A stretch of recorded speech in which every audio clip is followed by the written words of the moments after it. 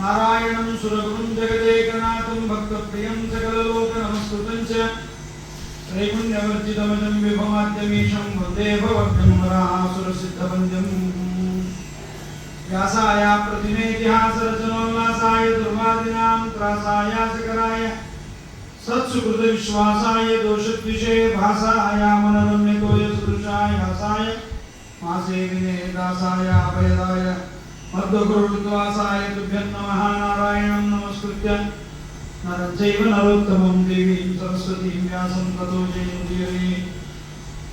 श्रीमतो राघवेन्द्रस्य नमामि पदपङ्कजे कामिताशेषकल्याणकर्णाग्रपपादपो द्वैपायनोष्टपुटनिःसृतम् अप्रमेयं पुण्यं पवित्रमथ पापहरं शिवं च यो भारतं समधिगच्छति वाच्यमानं किं तस्य पुष्करजलैरभिषेचनेन। श्रीगुरुभ्यो नमः। ಜನಮೇಜಯರಾಜನ ಸರ್ಪಯಾಗದಲ್ಲಿ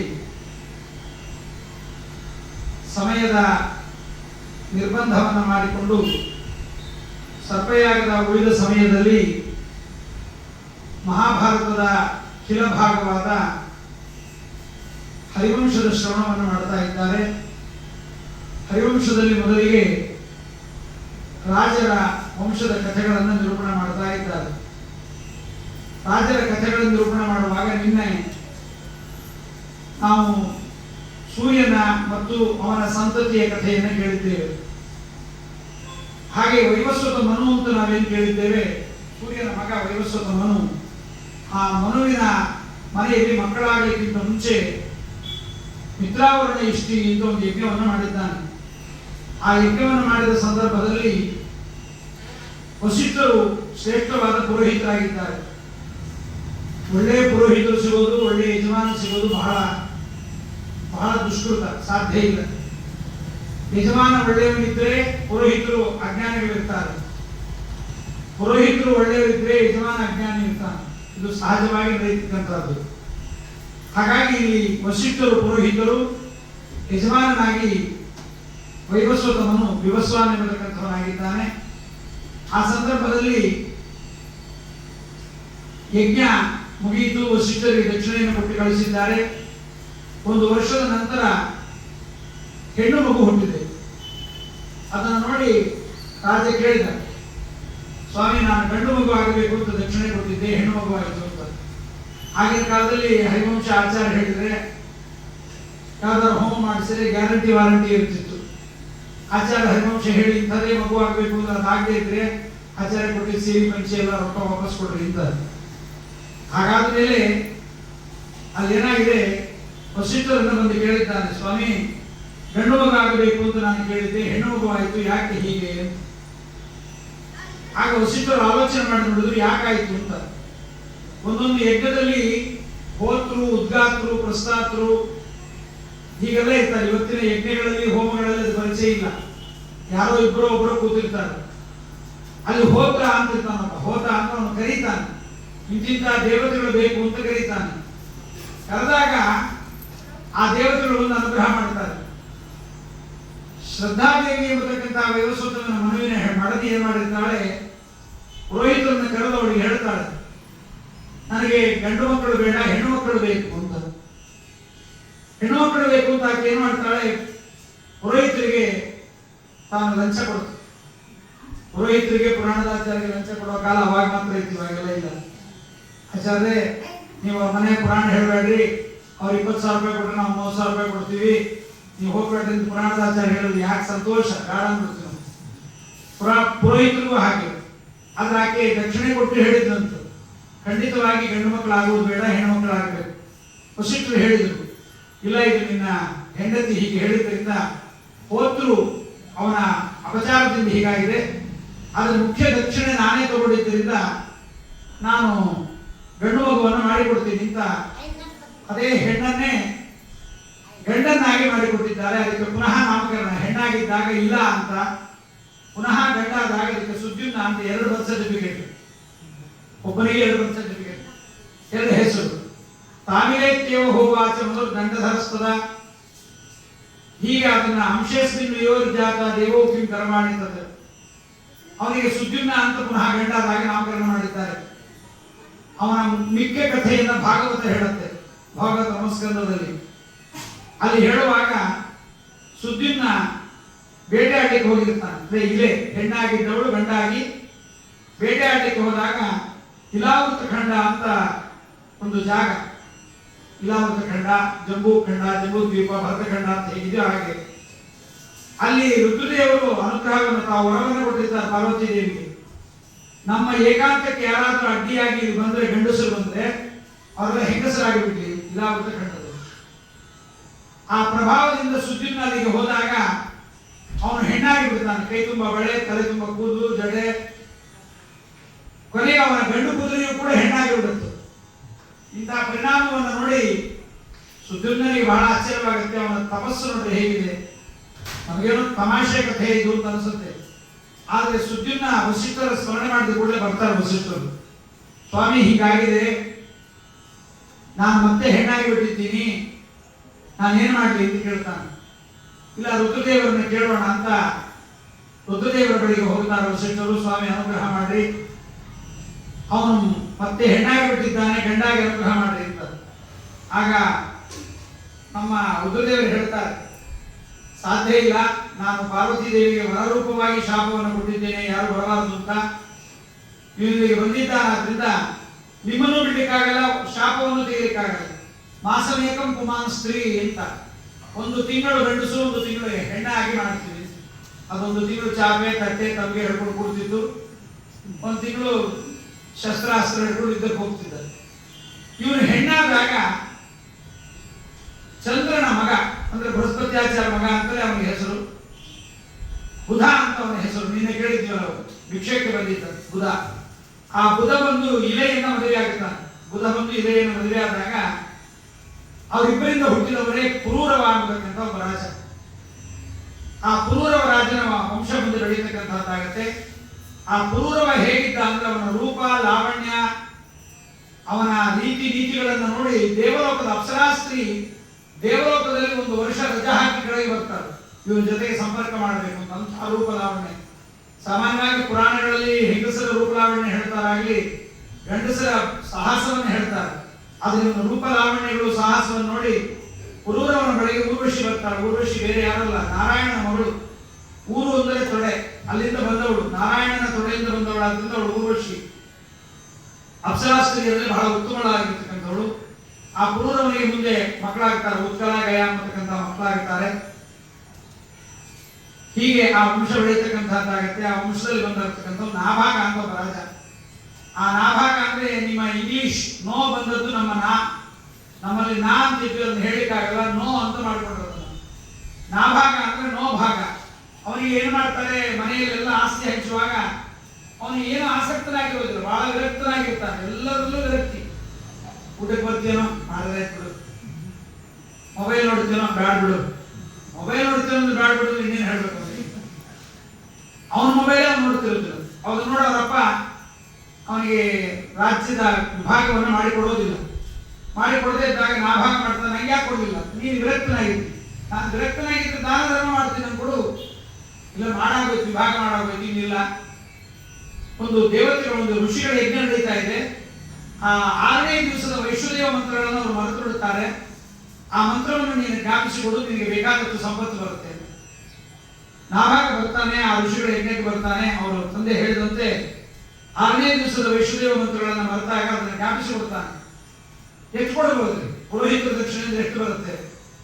ಏನೋ ಒಂದಿಷ್ಟು ರೇಷನ್ ಅಕ್ಕಿ, ತುಳಿಲಿಕ್ಕಾಗದೇ ಇರೋ ತೆಂಗಿನಕಾಯಿ, ಮಕ್ಕಳಿಗೆ ಕಾಚ ಹೊಸದಿಪ್ಪಾಗಿರ್ತಕ್ಕಂಥ ವಸ್ತ್ರಗಳು ಮ್ಯಾಲ ಹೊಲಿಸೋದು, ಏನಾಗಬೇಕಾದ್ರಿಂದ ಅಂತ ನಾವು ತಿಳ್ಕೊಂಡಿರ್ತೀವಿ. ಆಗಿನ ಯಜ್ಞ ಹಾಗಿರ್ತಿರ್ಲಿಲ್ಲ, ಬಹಳ ಭಯಂಕರವಾದ ದಕ್ಷಿಣ ಇರ್ತಿತ್ತು. ಯಜ್ಞ ಮಾಡುವ ವೇದಿಕೆ, ಸ್ಟೇಜೇ ಬಂಗಾರದಿಂದ ಮಾಡಿದ್ರು ಅಂತ. ಅವನಿಗೆ ನಾಭಾಗನಿಗೆ ಎಲ್ಲ ಸಿಕ್ಕಿದ್ದು, ತಗೊಂಡು ಗಂಟೆ ಕೊಡ್ತಾ ಇದ್ದಾನೆ. ಆ ಸಮಯಕ್ಕೆ ಒಬ್ಬ ಪುರುಷ ಬರ್ತಾನೆ, ಗಂಡಸು, ಕಪ್ಪಾಗಿರುವ ವ್ಯಕ್ತಿ ಬರ್ತಾನೆ. ಇದೆಲ್ಲ ನಂದು ನಿಂದಲ್ಲ ಅಂತಾನೆ. ಅದನ್ನು ಕೇಳಿದ ಕೂಡಲೇ, ಇಲ್ಲ ನಂಗೆ ಅಂತ ಕೊಟ್ಟಿದ್ದಾರೆ ಋಷಿಗಳು, ಇಲ್ಲ ನಿಮ್ಮ ಅಪ್ಪನ ಕೇಳ್ಕೊಂಬ ಅಂತ. ಸರಿ, ಬಂದ ಅವ್ರ ಅಪ್ಪನ ಬಳಿಗೆ ಬಂದು ಕೇಳ್ತಾನೆ, ಅಪ್ಪ ಹೀಗೆ ಒಬ್ಬ ವ್ಯಕ್ತಿ ಬಂದಿದ್ದಾನೆ, ನಂದು ಅಂತ ಇದ್ದಾನೆ, ಏನು ಮಾಡೋದು ಅಂತ. ಅದಕ್ಕೆ ಅಪ್ಪ ಅಂತಾನೆ, ಅವನು ಹೇಗಿದ್ದ ಅಂತ ಕೇಳ್ತಾನೆ. ಅವನ ಲಕ್ಷಣ ಎಲ್ಲ ಹೇಳ್ತಾನೆ. ಅದು ಅವನದೇ ಅಂತ ಹೇಳ್ತಾನೆ. ಅವನು ಯಾರು ಬಂದವನು? ಸಾಕ್ಷಾತ್ ರುದ್ರದೇವರು. ಶಿಷ್ಟಕೃತು ಅಂತಂತಾರೆ. ಶಿಷ್ಟ ಅಂದ್ರೆ ಉಳಿದಿದ್ದೆಲ್ಲ ರುದ್ರದೇವರೇ, ಯಜ್ಞದಲ್ಲಿ ಉಳಿದ ಭಾಗವೆಲ್ಲ ರುದ್ರದೇವರಿಗೆ. ಹಾಗಾದಾಗ ಬಂದು ಹೇಳ್ತಾನೆ, ಸುಳ್ಳು ಹೇಳಲ್ಲ. ನಾವಾಗ ಒಂದು ನಿಜ ಹೇಳಿದ್ದು ನಿಂದೇ ಯಜ್ಞದ ಭಾಗ ಇಲ್ಲ, ನೀನೇ ತಗೊಂಡು ಹೋಗು ಅಂತ ಹೇಳ್ತಾನೆ. ಇವನ ಸತ್ಯ ನಿಷ್ಠುರತೆಯನ್ನು ನೋಡಿ ರುದ್ರದೇವರಿಗೆ ಬಹಳ ಸಂತೋಷವಾಗಿ ಇವನಿಗೆ ಸಂಪತ್ತನ್ನು ಕೊಡ್ತಾನೆ. ಇದು ನಾಭಾಗನ ಮಹಿಮೆ. ನಾವು ಸತ್ಯ ಹೇಳಿದ್ರೆ ದೇವತೆಗಳು ಒಳಿತಾರೆ ಅಂತ ಅನ್ನೋದನ್ನ ಇದರಲ್ಲಿ ನಾವು ನೋಡಬೇಕು. ಇನ್ನು ನಾಭಾಗನ ಮಗ ಅಂಬರೀಷ. ಆ ಅಂಬರೀಷನ ಕಥೆ ನಮಗೆಲ್ಲ ಗೊತ್ತಿದೆ. ಏಕಾದಶಿ ವ್ರತದ ಮಹಿಮೆ. ದುರ್ವಾಸರು ಕೂಡ ಮಣಿದು ಹೋಗಿಬಿಟ್ರು. ಏಕಾದಶಿ ವ್ರತ ಮಾಡಿದರೆ ಅದಕ್ಕೆ ಏಕಾದಶಿ ದಿವಸ ನಾವು ತಿಂದ್ರು ಪರವಾಗಿಲ್ಲ, ನೀ ತಿಂದ್ಯಾ ಅಂತ ಇನ್ನೊಬ್ಬರು ಕೇಳಬಾರ್ದು. ಕೇಳಿ ಸತ್ತೋಗಲ್ಲ. ಉಪವಾಸ ಮಾಡಿ ಯಾರು ಸತ್ತದ್ದಿಲ್ಲ, ಏಕಾದಶಿ ಮಾಡಿ ಯಾರು ಸತ್ತದ್ದಿಲ್ಲ. ಅದಕ್ಕೆ ತಿಂದ್ಯಾ ಅಂತ ಕೇಳಬಾರ್ದು. ಏಕಾದಶಿ ದಿವಸ ಮಾಡಿ ಬಡದ್ಬಿಡ್ಬೇಕು, ಬೇಕಾದ್ರೆ ತಿಂದ್ರೆ ಸಾಕಾಗಿ ಬಿಡ್ರಿ. ಹೊತ್ತು ನೀನು ಬಾ, ನೀ ತಿಂದಿದ್ದೆ ಇಲ್ಲ, ಕರಳು ಸುಟ್ಟೋಗುತ್ತೆ, ಕಾಲು ಸುಟ್ಟೋಗುತ್ತೆ, ಕೈ ಸುಟ್ಟೋಗುತ್ತೆ, ಅಭಿಮಾನ ಎಲ್ಲ ಮಾಡಬಾರದು. ಅಂಬರೀಷ ಮಹಾರಾಜ ಪರಮ ಶ್ರೇಷ್ಠವಾದ ಏಕಾದಶಿ ವ್ರತವನ್ನು ಅವನು ಮಾಡಿದ್ದಕ್ಕೆ ಪರಮಾತ್ಮ ಮೆಚ್ಚಿ ಅವನಿಗೆ ತನ್ನ ಸುದರ್ಶನ ಚಕ್ರವನ್ನು ಅವನ ಮನೆಯಲ್ಲಿ ಕೊಟ್ಟಿರ್ತಾನೆ. ಇದು ಏಕಾದಶಿ ವ್ರತದ ಮಹಿಮೆ. ನೈಕಾದಶ್ಯ ಸಮಂಕಿಂಚಿದ್ದು ಪಾಪತ್ರಾಣನ ವಿದ್ಯತೆ ಅಂತಾರೆ. ಏಕಾದಶಿಗೆ ಸಮಾನವಾದ ಪಾಪವನ್ನು ನಾಶ ಮಾಡುವ ವ್ರತ ಏಕಾದಶಿ ಬಿಟ್ಬಿಡೋದು. ಆಚಾರ್ಯ ನಾವು ಅಖಂಡ ಮಾಡ್ತೀವಿ, 80 ಬಟ್ಟಲು ತಂದಿಟ್ಕೊಂಡು ಊಟ ಕೂತ್ಕೊಂಡ್ಬಿಡೋದು, ಧಾರಣ ಪಾಲನ ಮಾಡ್ತೀವಿ. ಮಾಡಿ ನಾನು ಅಪಹಾಸ್ಯ ಮಾಡೋದು, ಅದು ಏಕಾದಶಿ ಮಾಡಬೇಕು. ಏಕಾದಶಿಯನ್ನು ಬಿಟ್ಟು ನೈಕಾದಶ್ಯ ಸಮಂಕಿಂಚಿದ್ದು ಪಾಪತ್ರಾಣನ ವಿದ್ಯತೆ. ಅದಕ್ಕೆ ಹೇಳ್ತಾರೆ ಏಕಾದಶಿ ವ್ರತ ಹೇಗಿರಬೇಕು ಅಂದ್ರೆ ವರಂ ಸ್ವಮಾತೃಗಮಂ, ತಾಯಿಯ ಜೊತೆಯಲ್ಲಿ ಮಲಗಿದರೆ ಪಾಪವಲ್ಲವಂತೆ. ವರಂ ಗೋಮಾಂಸ ಭಕ್ಷಣಂ, ಬ್ರಾಹ್ಮಣನಾದವನು ಗೋವಿನ ಮಾಂಸವನ್ನು ತಿಂದರೆ ಪಾಪವಲ್ಲ.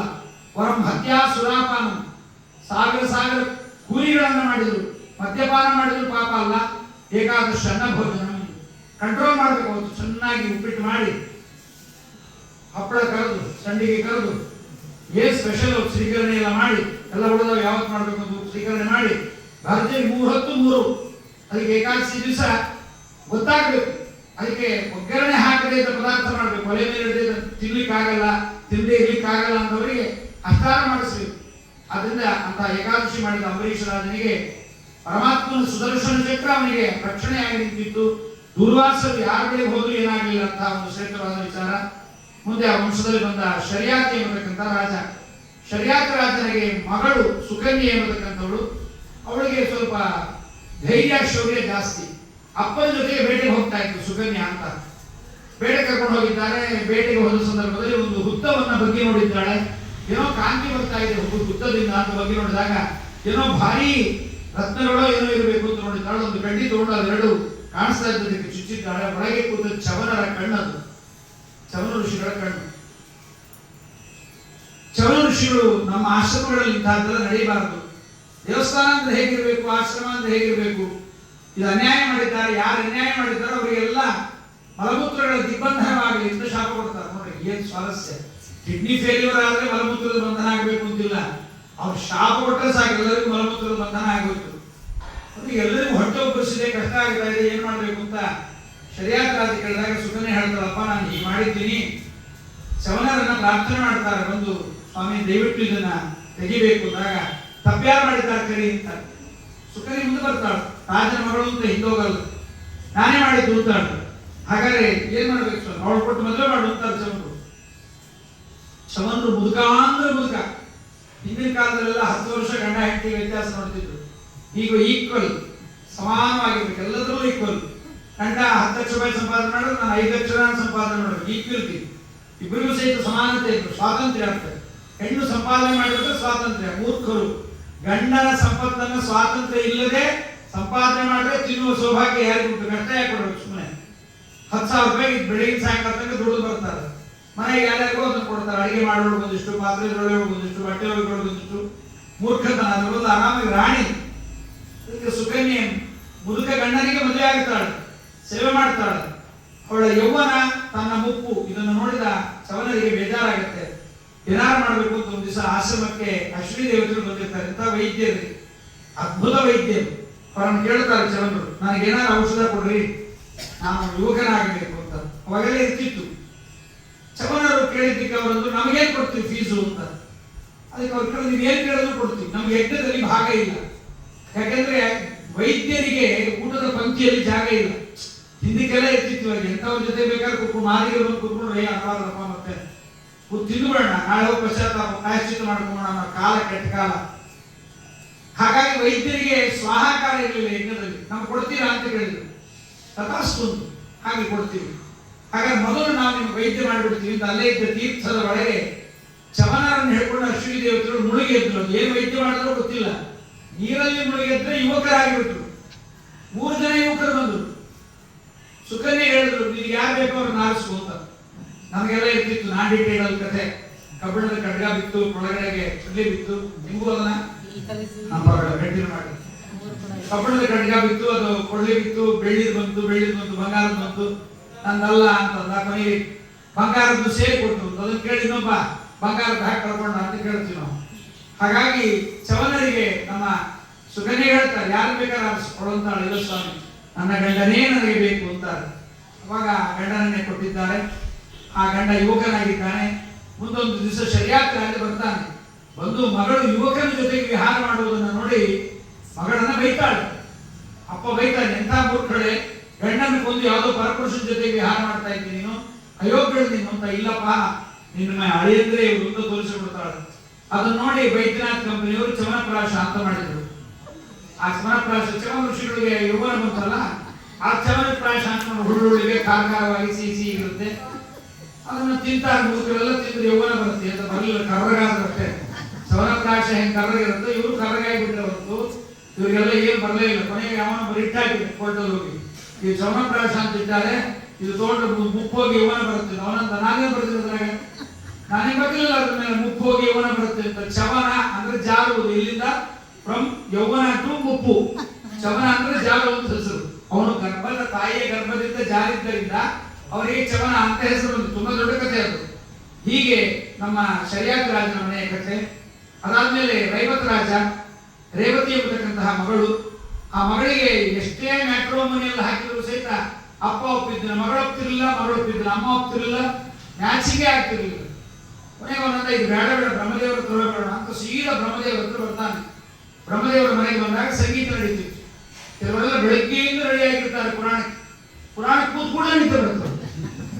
ಬೆಳಗ್ಗೆಯಿಂದ ಭಾರಿ ಇವತ್ತು ಪುರಾಣ ಆಗ್ತದೆ, ರೆಡಿ ಆಗಬೇಕು, ಯಾವ ಕೆಲಸ ಆಮೇಲೆ ಆಗೋದಿಲ್ಲ ಅಂತೆಲ್ಲ ರೆಡಿ ಮಾಡ್ಕೊಂಡು ಭಾರಿ ಮಾಡ್ಕೊಂಡು ಬರ್ತಾರೆ. ಮುಂದುಗಡೆ ಕೂತ್ಕೊಂಡು ಕೇಳಬೇಕು ಅಂತ ಏನೋ ದೇವ್ರ ಮಾಯ. ಆನಂದವಾಗಿ ಬಾಯಿ ಬಿಟ್ಕೊಂಡು ಕೊಡ್ತಾರೆ. ಬಾಯಿಗಿಂದ ಹಲ್ಸೆಟ್ಟು ಬಿದ್ದೋಗಿರುತ್ತೆ, ಗೊತ್ತಾಗೋದಿಲ್ಲ. ಬಗಾಗಿದ್ದರು ಹೀಗಿಂಗಂದು ಹಲ್ಲು ಅನ್ಬೇಕು. ಪಾಪ ಇವನು ಹೋದ, ರೈವತ್ ರಾಜ ಮಗಳನ್ನು ಕರ್ಕೊಂಡು ಹೋಗಿದೆ. ಇಬ್ಬರಿಗೂ ನಿದ್ದೆ ಬಂದ್ಬಿಡ್ತು. ಭಾರಿ ಗಾನ ಸಭೆಯಲ್ಲಿ ಭಾರಿ ಸಂಗೀತ ನಡೀತಿತ್ತು. ಆ ಸಂಗೀತದ ಮಾಧುರ್ಯಕ್ಕೆ ಅವನು ಆರು ಹೋಗಿ ನಿದ್ದೆ ಮಾಡಿಬಿಟ್ರು. ಬ್ರಹ್ಮದೇವರು ಬಂದೆಬ್ಸಿದ್ರು, ಯಾಕೆ ಬಂದಿದ್ದೀರಿ ಅಂತ. ನೀವು ಬಂದದ್ದು ಬಹಳ ಹಿಂದೆ, ಕೃತಯುಗದಲ್ಲಿ ಬಂದಿದ್ದೀರಿ. ಯುಗಗಳೇ ಕಳೆದು ಹೋಗಿದೆ. ಇವಾಗ 27ನೇ ದ್ವಾಪರ ಯುಗ ಬಂದಿದೆ. ಯಾರ್ಯಾರು ಗಂಡಸರಿದ್ರೆ ನೀವು ನೋಡಿದ್ರು ಇಷ್ಟಿತ್ತು ಕೊಡ್ರಿ, ಯಾರು ಟಿಕ್ ಮಾಡ್ಕೊಡ್ತೀವಿ ಎಂದು ಬ್ರಹ್ಮದೇವರು. ಕೊಟ್ಟಿದ್ದು ಯಾರು ವಂಶಗಳೇ ಇಲ್ಲ ಅದು. ಆಗ ಬ್ರಹ್ಮದೇವರು ಅಂತಾರೆ, ಕಲಿಯುಗ ಬಂದಿದೆ, ಆಗ ದ್ವಾಪರ ಯುಗ ಬಂದಿದೆ, ಯಾದವರ ವಂಶದಲ್ಲಿ ಬಲರಾಮ ಇದ್ದಾನೆ, ಕೊಟ್ಟು ಮದುವೆ ಮಾಡ್ರಿ ಅಂತಂದಾಗ ರೇವತಿಯನ್ನು ಕರ್ಕೊಂಡು ಬಂದು ಬಲರಾಮನ ಮಗಳ ನಿಲ್ಲಿಸ್ತಾರೆ. ರೇವತಿ 9 ಅಡಿ 1 7 ಅಡಿ ಬಲರಾಮ. ಗಂಡ ಹಾರ ಹಾಕ್ಬೇಕು. ಹೇಗೆ ಗಂಡ ಹಾರ ಹಾಕ್ಬೇಕಾದ್ರೆ ಎಷ್ಟು ಕುಡಿಬೇಕು, ಎಷ್ಟು ಜನ ಎತ್ಕೋಬೇಕು, ಕೊನೆಗೆ ಜಾಕ್ ಹಾಕಿ ಲಿಫ್ಟ್ ಹಾಕಿ ಎಬ್ಬಿಸ್ಬೇಕಾಗತ್ತೆ.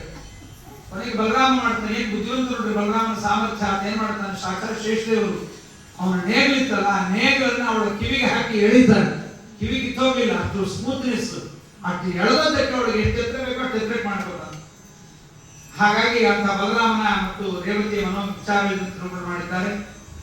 ಕನ್ಯಾಂತಾಂ ಬಲದೇವಾಯ ಸೂರತಾಂ ನಾಮರೇವತೀಂ ದತ್ವಾ ಜಗಾಂ ಶಿಖರಂ ಮೇರೋಸ್ತವ ಸಂಸ್ತತಃ. ತಂದೆ ಮಗಳಿಗೆ ಮದುವೆಯನ್ನು ಮಾಡಿ ತಾನು ಹೋಗ್ತಕ್ಕಂಥವನಾಗ್ತಾನೆ. ಮುಂದೆ ಇಕ್ಷ್ವಾಕು ರಾಜ ಅಂತ ನಮ್ಮ ಪಯೋಸರ ಮಗ, 9 ಜನ ಮಕ್ಕಳಾಗಿರ್ತಾರೆ. ಇಕ್ಷ್ವಾಕು ಮೊದಲೇ ಆಗಿರ್ತಕ್ಕಂಥ ಆ ಭಾಗ ಮೊದಲಾದವರು. ಆ ಇಕ್ಷ್ವಾಕು ಒಂದು ಅಷ್ಟಕಾಯ ಶ್ರಾದ್ದವನ್ನು ಮಾಡೋದು ನಮ್ಮಲ್ಲಿ ಗೊತ್ತಿಲ್ಲ. ಒಟ್ಟು ಷಣ್ವತಿ ಶ್ರಾದ್ದ ಅಂತ. ಕೈಲಿದ್ದಾಗ, ಮೊಬೈಲ್ ಬೇಜಾರಾದಾಗ, ಕಣ್ಣು ಮುಚ್ಕೊಂಡು ಹೋದಾಗ, ಕೈಯೂ ಸಾಕಾದಾಗ ಅದಕ್ಕೆ ಒಬ್ಬಳು ಕಂಪನಿ ಬರೆದಿದ್ದಂತೆ, ದಯಮಾಡಿ ತಿಕ್ಕಿ ತಿಕ್ಕಿ ತಿಕ್ಕಿ ಕೈಯೆಲ್ಲ ಹುಣ್ಣು ಬಂದು ಹೋಗಿದೆ, ಏನಾರು ಆಟೋಮೆಟಿಕ್ ಇದ್ದು ಹೇಳ್ಕೊಡ್ರಿ, ತಾನಾಗಿ ಮೇಲೆ ಹೋಗ್ಬೇಕು, ಇನ್ಸ್ಟಾಗ್ರಾಮ್ ಮೇಲೆ ಹೋಗ್ಬೇಕು, ರೀಲ್ಸ್ ಮೇಲೆ ಹೋಗ್ಬೇಕು, ಶಾರ್ಟ್ಸ್ ಮೇಲೆ ಹೋಗ್ಬೇಕು. ಅದಕ್ಕೆ ಕಂಪನಿ ಯಜಮಾನ ತಾನು ಕೊಡ್ರಿ ಅಂತ ನನ್ನ ಕೈ ನೋಡು, 5ಕ್ಕೂ ನಿಂಬೆಹಣ್ಣು ಹಚ್ಕೊಂಡಿನಿ ನಾನು, ನನಗೂ ಹಾಗೆ ಆಗಿದೆ, ಏನ್ ಮಾಡ್ಲಿಕ್ಕೆ ಆಗಲ್ಲ ಅಂತ. ಇದೆಲ್ಲ ನೋಡ್ಲಿಕ್ಕೆ ಬೇಜಾರಾದಾಗ ಪಂಚಾಂಗ ಕೈಯಲ್ಲಿ ಹಿಡ್ಕೋಬೇಕು. ಪಂಚಾಂಗ ಕೈಯಲ್ಲಿ ಹಿಡ್ಕೊಂಡು ಸುಮ್ಮನೆ ತಿರುಗಿಸ್ತಾ ಇರ್ಬೇಕು. ಅದರಲ್ಲಿ ಅನೇಕ ವಿಚಾರಗಳನ್ನು ಹಾಕಿರ್ತಾರೆ. ಅದರಲ್ಲಿ ಷಣ್ಮತಿ ಶ್ರಾದ್ದ ಅಂತ ಬರೆದಿರ್ತಾರೆ. 96 ಶ್ರಾದ್ದಗಳನ್ನ ಮಾಡಬೇಕು ಅಂತ. ಕೊನೆಗೆ 96 ಶ್ರಾದ್ದಗಳನ್ನು ಮಾಡ್ಲಿಕ್ಕಾಗದೇ ಇದ್ರು ಕೂಡ ಆ ಶ್ರಾದ್ದಗಳನ್ನು ಯಾವತ್ತು ಬರೆದಿರ್ತಾರೆ, ಆ ಶ್ರಾದ್ದಗಳ ದಿವಸ ತಿಲತರ್ಪಣವನ್ನಾದರೂ ಕೊಡಬೇಕು. ತಿಲತರ್ಪಣವನ್ನು ಕೊಟ್ಟು ಬ್ರಾಹ್ಮಣರಿಗೆ ದಕ್ಷಿಣೆಯನ್ನು ಕೊಡಬೇಕು ಅಂತ ಸಂಪ್ರದಾಯ. ಹಾಗೆ ಅಷ್ಟಕ ಶ್ರಾದ್ದ ಅಂತ ಪುರೋಹಿತರನ್ನಾಗಿ ವಸಿಷ್ಠರನ್ನ ಕರೆದಿರ್ತಾನೆ. ಆಗೆಲ್ಲ ಈ ಶ್ರಾದ್ದದಲ್ಲಿ ಮಾಂಸವನ್ನ ಬಳಸ್ತಾ ಇದ್ರು. ನೀವು ಕೇಳಿದ್ದೀರಿ, ರಾಮಾಯಣದಲ್ಲಿ ರಾಮಚಂದ್ರ ಭರದ್ವಾಜರ ಆಶ್ರಮದಲ್ಲಿದ್ದಾಗ ಬಂದು ಹೇಳ್ತಾನೆ, ಭರತ ಅಪ್ಪ ಸದ್ದಿದ್ದಾನೆ. ಅವಾಗ ಜಿಂಕೆಯನ್ನು ಕಡ್ಕೊಂಡ್ಬಂದು ಇಂಗುದಿ ವೃಕ್ಷದ ಶ್ರಾದ್ದವನ್ನ, ಇಂಗುದಿ ವೃಕ್ಷದಿಂದ ರಾಮ ಶ್ರಾದ್ದವನ್ನು ಮಾಡಿದ್ರೆ ಕೇಳ್ತಾನೆ. ಅದಕ್ಕೆ ಕಲಿಯುಗದಲ್ಲಿ ಉದ್ದಿನ ಬೇಳೆಯಲ್ಲಿ ಆ ಒಂದು ಸಾಮರ್ಥ್ಯ, ಅದಕ್ಕೆ ಉದ್ದಿನ ಬೇಳೆ ಕಂಡಾಗ ತಿನ್ನಬಾರದು ಅಂತ ಅನ್ನೋದು. ಅದು ಮಾಂಸಕ್ಕೆ ಸಮಾನ. ಉದ್ದಿನ ಬೇಳೆ ನಿನ್ನೆ ನಾವು ಹೋಳಿಗೆ ಸರ್ವಭಕ್ಷ ಹೋಳಿಗೆ ಅಂತಂದ್ವಿ, ಹಾಗೆ ಮಾಂಸ ಸಮಾನ ಉದ್ದಿನ ಬೇಳೆ. ಅದಕ್ಕೆ ತಿಂದು ಮತ್ತು ಬರುತ್ತೆ ನೋಡ್ರಿ, ಭಾರಿ ಪ್ರೋಟೀನ್, ಅದು ಭಾರಿ ಪ್ರೋಟೀನ್, ಮಾಂಸಕ್ಕೆ ಸಮಾನ. ಅದಕ್ಕೆ ಯಾವ ಅದಕ್ಕೆ ಆಚಾರ ಒಳ್ಳೆ ಮಾಡಿಲ್ಲ, ಬೋಡ ಮಾಡ್ಕೊಂಡು ತಿಂತೀವಿ ಅಂತ ಸ್ವಲ್ಪ ಆಲ್ಟರ್ನೇಟ್ ಅವ್ರಿಗೆ ಜನ, ಅದನ್ನು ಬಿಡ್ಲಿಕ್ಕಾಗಲ್ಲ ರುಚಿ ಅವ್ರಿಗೆ. ಹಾಗಾಗಿ ಮೊಲವನ್ನು ತರಲಿಕ್ಕೆ ಹೋಗ್ತಾನೆ ಶ್ರಾದ್ದಕ್ಕೆ, ಯಾರು ವಿಭುಕ್ಷಿ ಅಂತ. ಅದು ಹೋದ ಸಂದರ್ಭದಲ್ಲಿ ಏನಾಗುತ್ತೆ, ಅವನಿಗೆ ಹಸಿವೆ ಆಗಿಬಿಡುತ್ತೆ. ಆ ಮೊಲವನ್ನ ಕೊಂದು ಅದರ ಸ್ವಲ್ಪ ಭಾಗ ತಿಂದು ಬಂದ್ಬಿಡ್ತಾನೆ.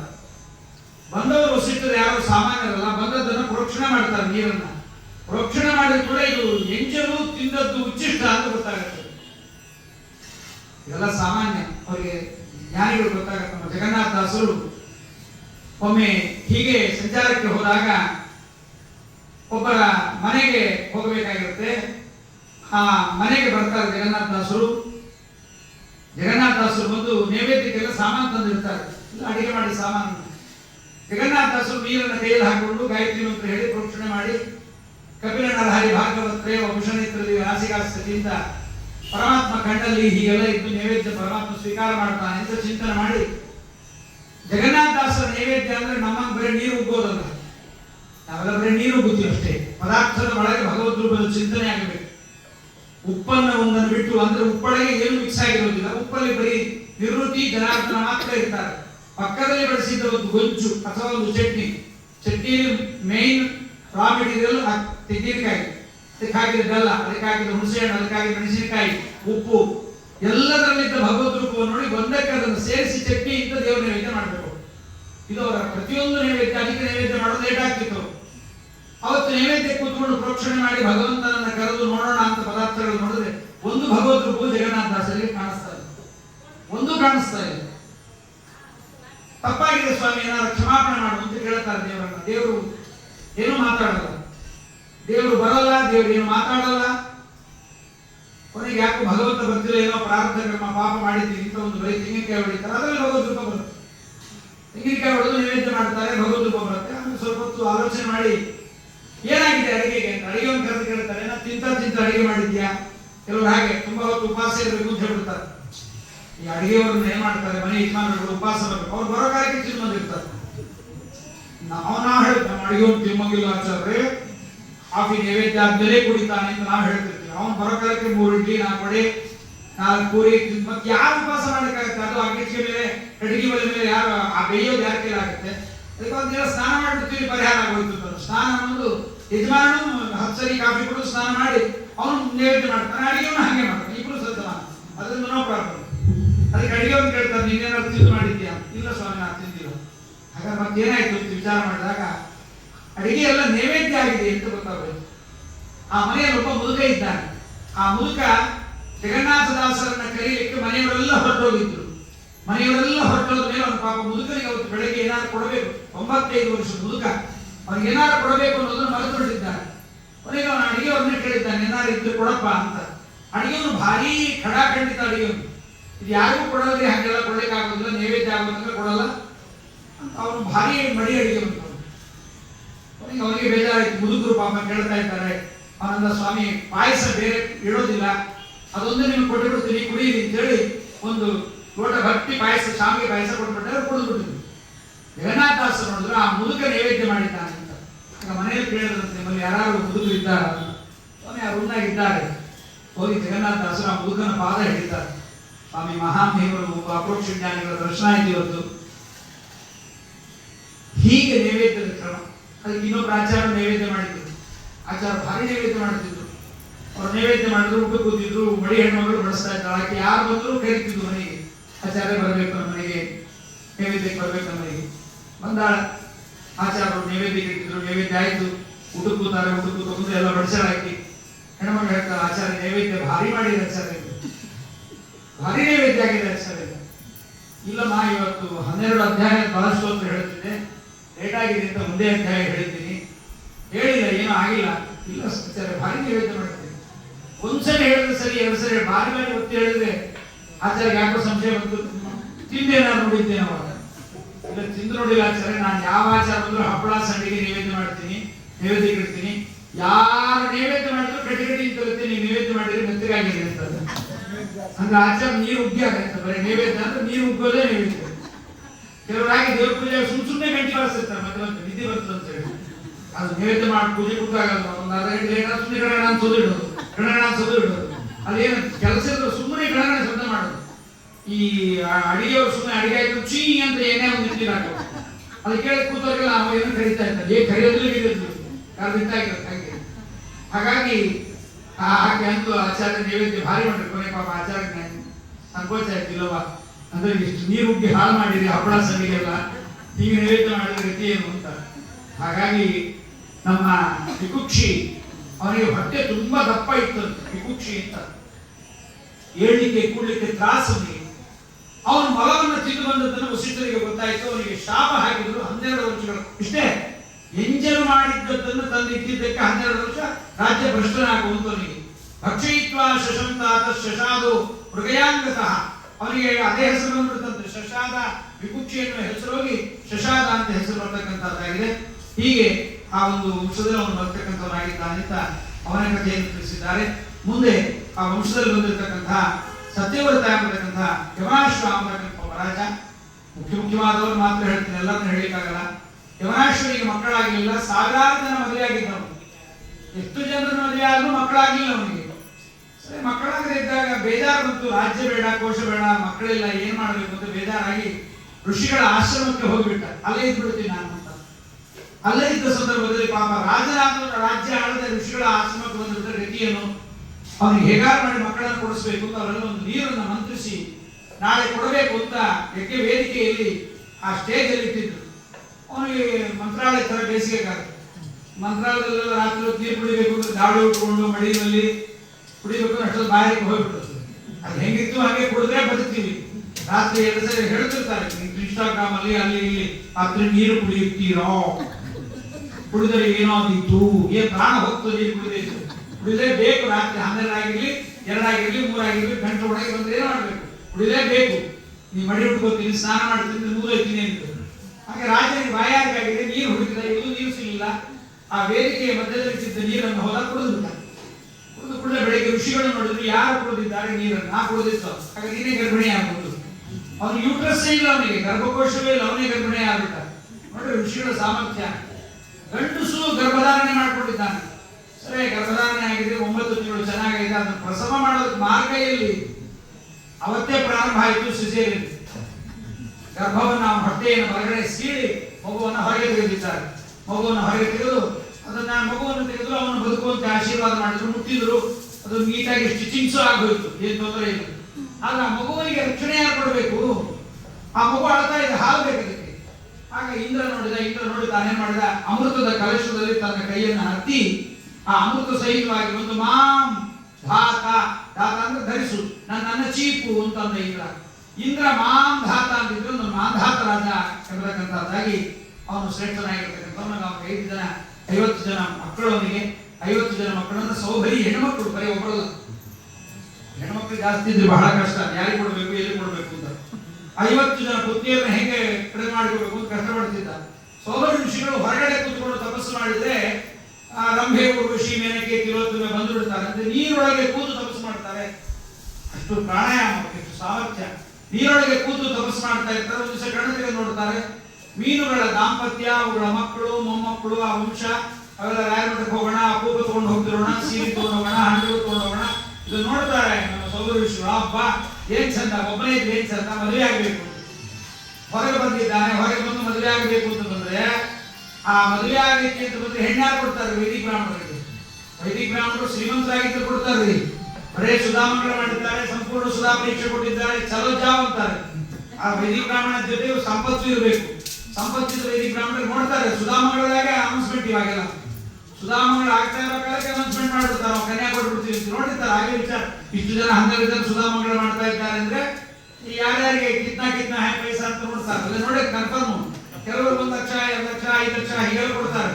ಕೆಲವರು ಕನ್ಯಾನೇ ಫಿಕ್ಸ್ ಮಾಡಿಬಿಡ್ತಾರೆ. ಸೋದರ ವಿಷಯಗಳು ಹೊರಗೆ ಬಂದ್ರು ಕನ್ಯಾ ಬೇಕು ಅಂತ ಯಾರು ಕೊಡ್ತಾರೆ? ಇಷ್ಟಾಗಲ ಅಂಗಾರ ಆಯ್ತಪ್ಪ ಆಗ್ತತಿ.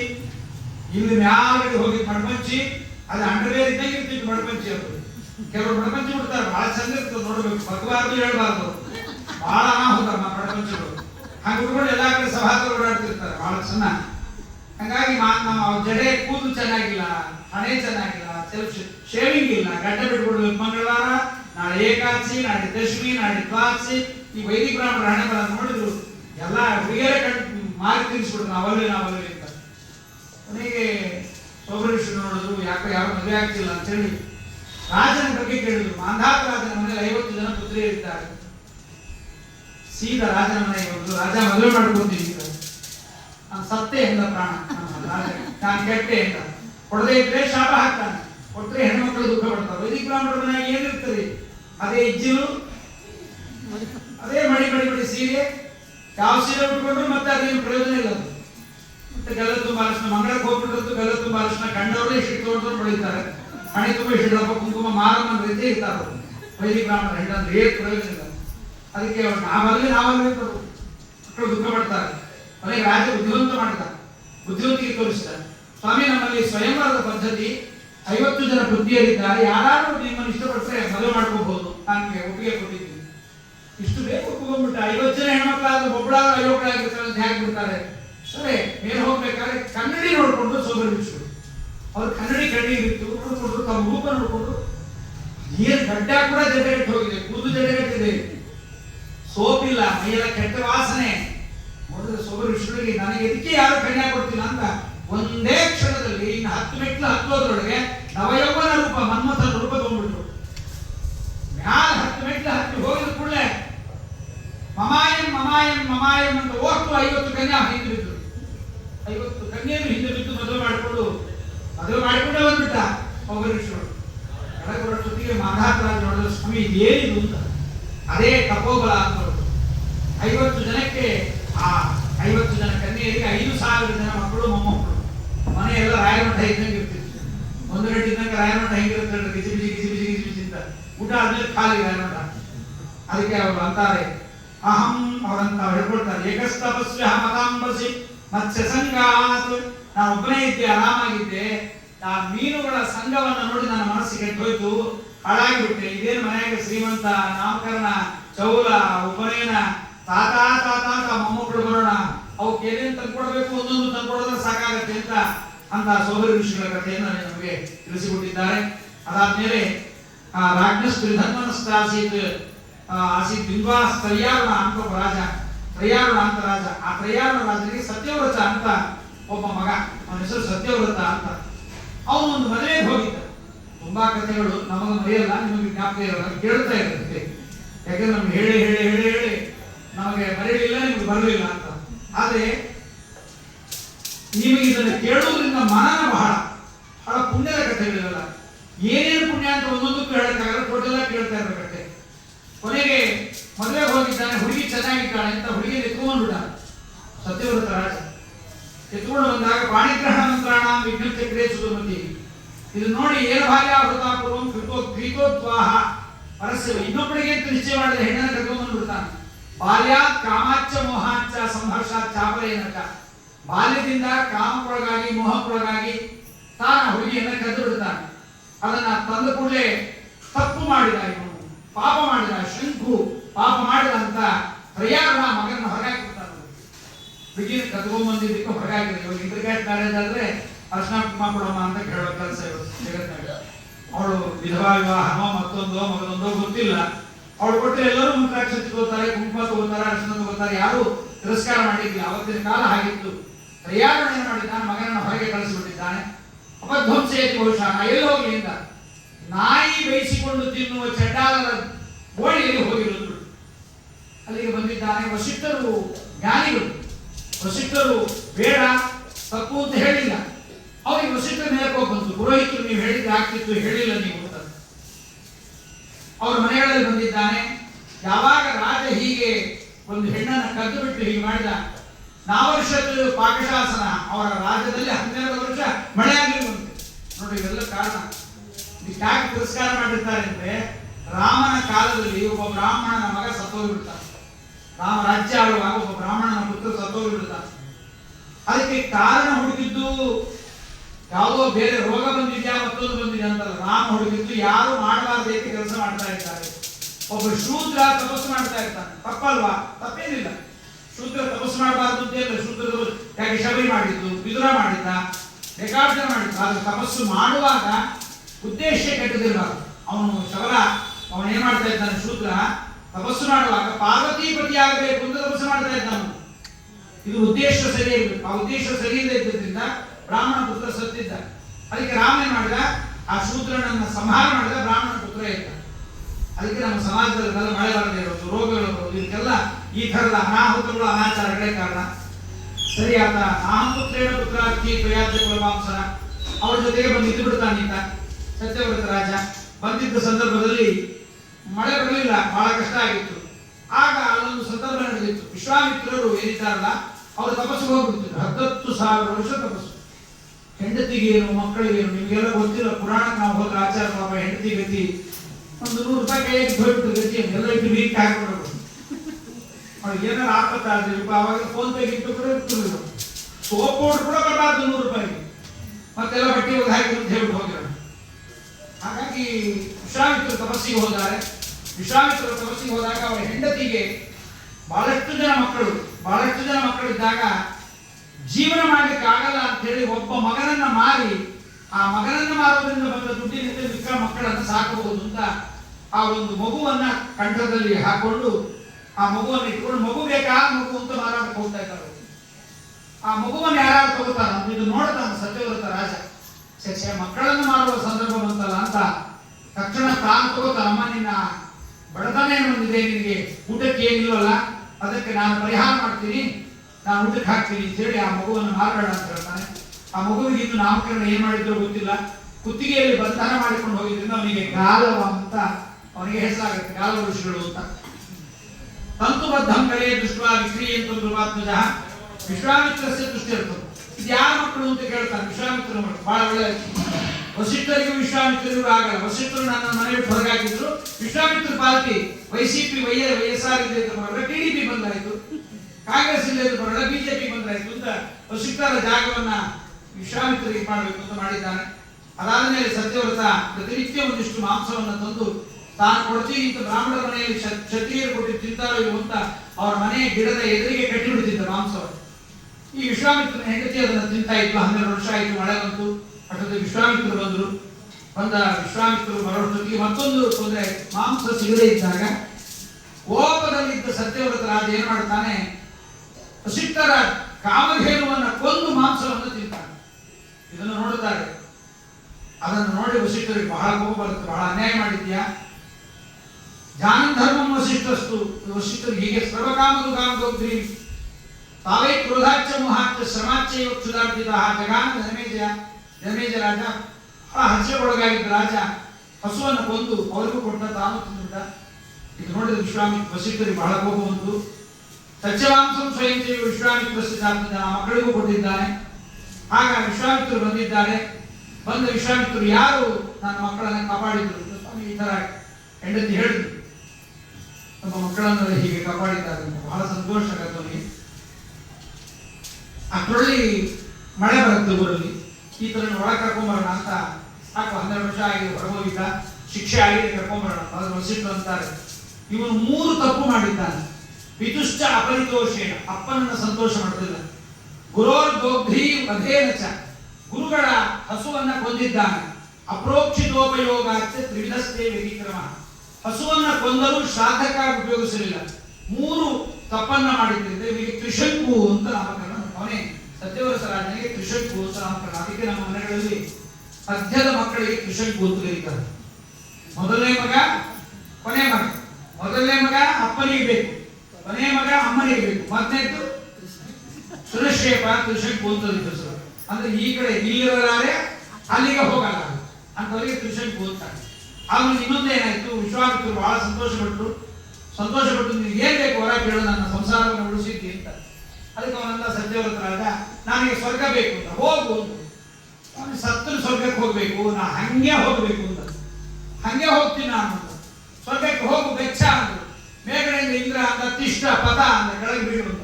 ಇವ್ರು ವೆಚ್ಚ, ಅವನು ಪದ, ಇವ್ರು ವೆಚ್ಚ ಪದ. ಅದಕ್ಕೆ ಅಲ್ಲೂ ಇಲ್ಲ ಇಲ್ಲೂ ಇಲ್ಲ ಮಧ್ಯದಲ್ಲಿ. ಕೊನೆ ವಿಶ್ವಾಮಿತ್ರದ್ದು ಸೇರಿಸೋಕೆ ಇಲ್ವ ಇವರನ್ನು ಸ್ವರ್ಗದಲ್ಲಿ? ಇಲ್ಲ ಸ್ವಾಮಿ, ಈ ದೇಹದಲ್ಲಿ ಬಂದವರಿಗೆ ಸ್ವರ್ಗದಲ್ಲಿ ಜಾಗ ಇಲ್ಲ, ನಾವು ಏನು ಮಾಡ್ಲಿಕ್ಕೆ ಆಗಲ್ಲ. ಹಾಗಂದಾಗ ಕೊನೆಗೆ ನಾನೇ ಇನ್ನೊಬ್ಬ ಇಂದ್ರನನ್ನು ಸೃಷ್ಟಿ ಮಾಡ್ತೀನಿ, ಇನ್ನೊಂದು ಸ್ವರ್ಗ ಸೃಷ್ಟಿ ಮಾಡ್ತೀನಿ. ಇಂದ್ರ ಬಂದು ಅವನು ಇಂದ್ರನ ಸ್ವಭಾವನೆ ಹಾಗೆ, ದೊರಕಿದೆ ಜುಟ್ಟು ದೊರಕ ಕೊಸೆಕಾಲ. ಇಂದ್ರ ಬಂದು ಕಾಲು ಹಿಡ್ಕೊಂಡು ವಿಶ್ವಾಮಿತ್ರ ಸ್ವಾಮಿ ಇನ್ನೊಬ್ಬ ಇಂದ್ರ ಬೇಡ, ಅನ್ಯ ಇಂದ್ರ ಪರಿಶ್ರಾಮಿ ಬೇಡ, ಇನ್ನೊಬ್ಬ ಇಂದ್ರನನ್ನು ಸೃಷ್ಟಿ ಮಾಡಬೇಡ್ರಿ. ಹಾಗೆ ಒಂದು ಅಲ್ಲೇ ಸ್ವರ್ಗ ಇರಲಿ, ಅಲ್ಲೇ ಕೊಡ್ರಿ, ನಮ್ಮ ಸ್ವರ್ಗನೂ ಬೇಡ, ನಿಮ್ ಭೂಮಿನೂ ಬೇಡ. ಅದಕ್ಕೆ ತ್ರಿಶಂಕು ಸ್ವರ್ಗ ಅಂತ. ಆ ತ್ರಿಶಂಕು ಸ್ವರ್ಗ ಅವತ್ತಿಂದ ತ್ರಿಶಂಕು ರೀತಿ ಹೋಗುವ ಸಶರೀರೋ ರಜೆ ಸ್ವರ್ಗಂ ನಿತ್ಯವಂ ಯಾಚಿತು ಅವನ ನೃಪಾತ್ಮಜ. ಹಾಗೆ ಆ ಶ್ರೇಷ್ಠನಾಗಿರ್ತಕ್ಕಂಥ ಸತ್ಯವ್ರತ ರಾಜನ ಮಹಿಮೆ. ಅವನಿಗೆ ಮಗನಾಗಿ ಹರಿಶ್ಚಂದ್ರ ಬರ್ತಾನೆ.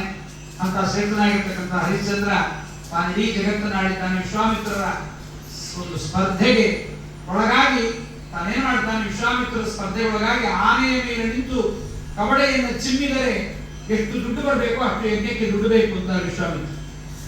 ಆನೆಯ ಮೇಲೆ ನಿಲ್ಲೋಣ, ಆನೆಯೇ 12 ಅಡಿ ಇರುತ್ತೆ. ಆನೆಯ ಮೇಲೆ ನಿಂತು ಸಣ್ಣ ಕವಡೆಯನ್ನು ಚಿಮ್ಮಬೇಕು ಈ ಮೇಲೆ, ಅದು ಎತ್ತೆತ್ತರಕ್ಕೆ ಹೋಗುತ್ತೆ ಅಷ್ಟು ಎತ್ತರ ದುಡ್ಡು. ಭಯಂಕರ ಪಾಪ ಸದ ಹರಿಶ್ಚಂದ್ರನಿಗೆ ಬಹಳ ದುಃಖ ಕೊಡ್ತಾರೆ ಅವರು ನಮ್ಮ ವಿಶ್ವಾಮಿತ್ರರು. ಆ ವಿಶ್ವಾಮಿತ್ರರು ಕೊಟ್ಟ ದುಃಖವನ್ನು ನೋಡಿ ಎಷ್ಟೋ ಜನ ಶಾಪ ಕೊಡಲಿಕ್ಕೆ ಹೋಗ್ಬಿಡ್ತಾರೆ ವಿಶ್ವಾಮಿತ್ರ ಸದ ಹರಿಶ್ಚಂದ್ರನಿಗೆ ಕೊಟ್ಟ ಇದನ್ನ.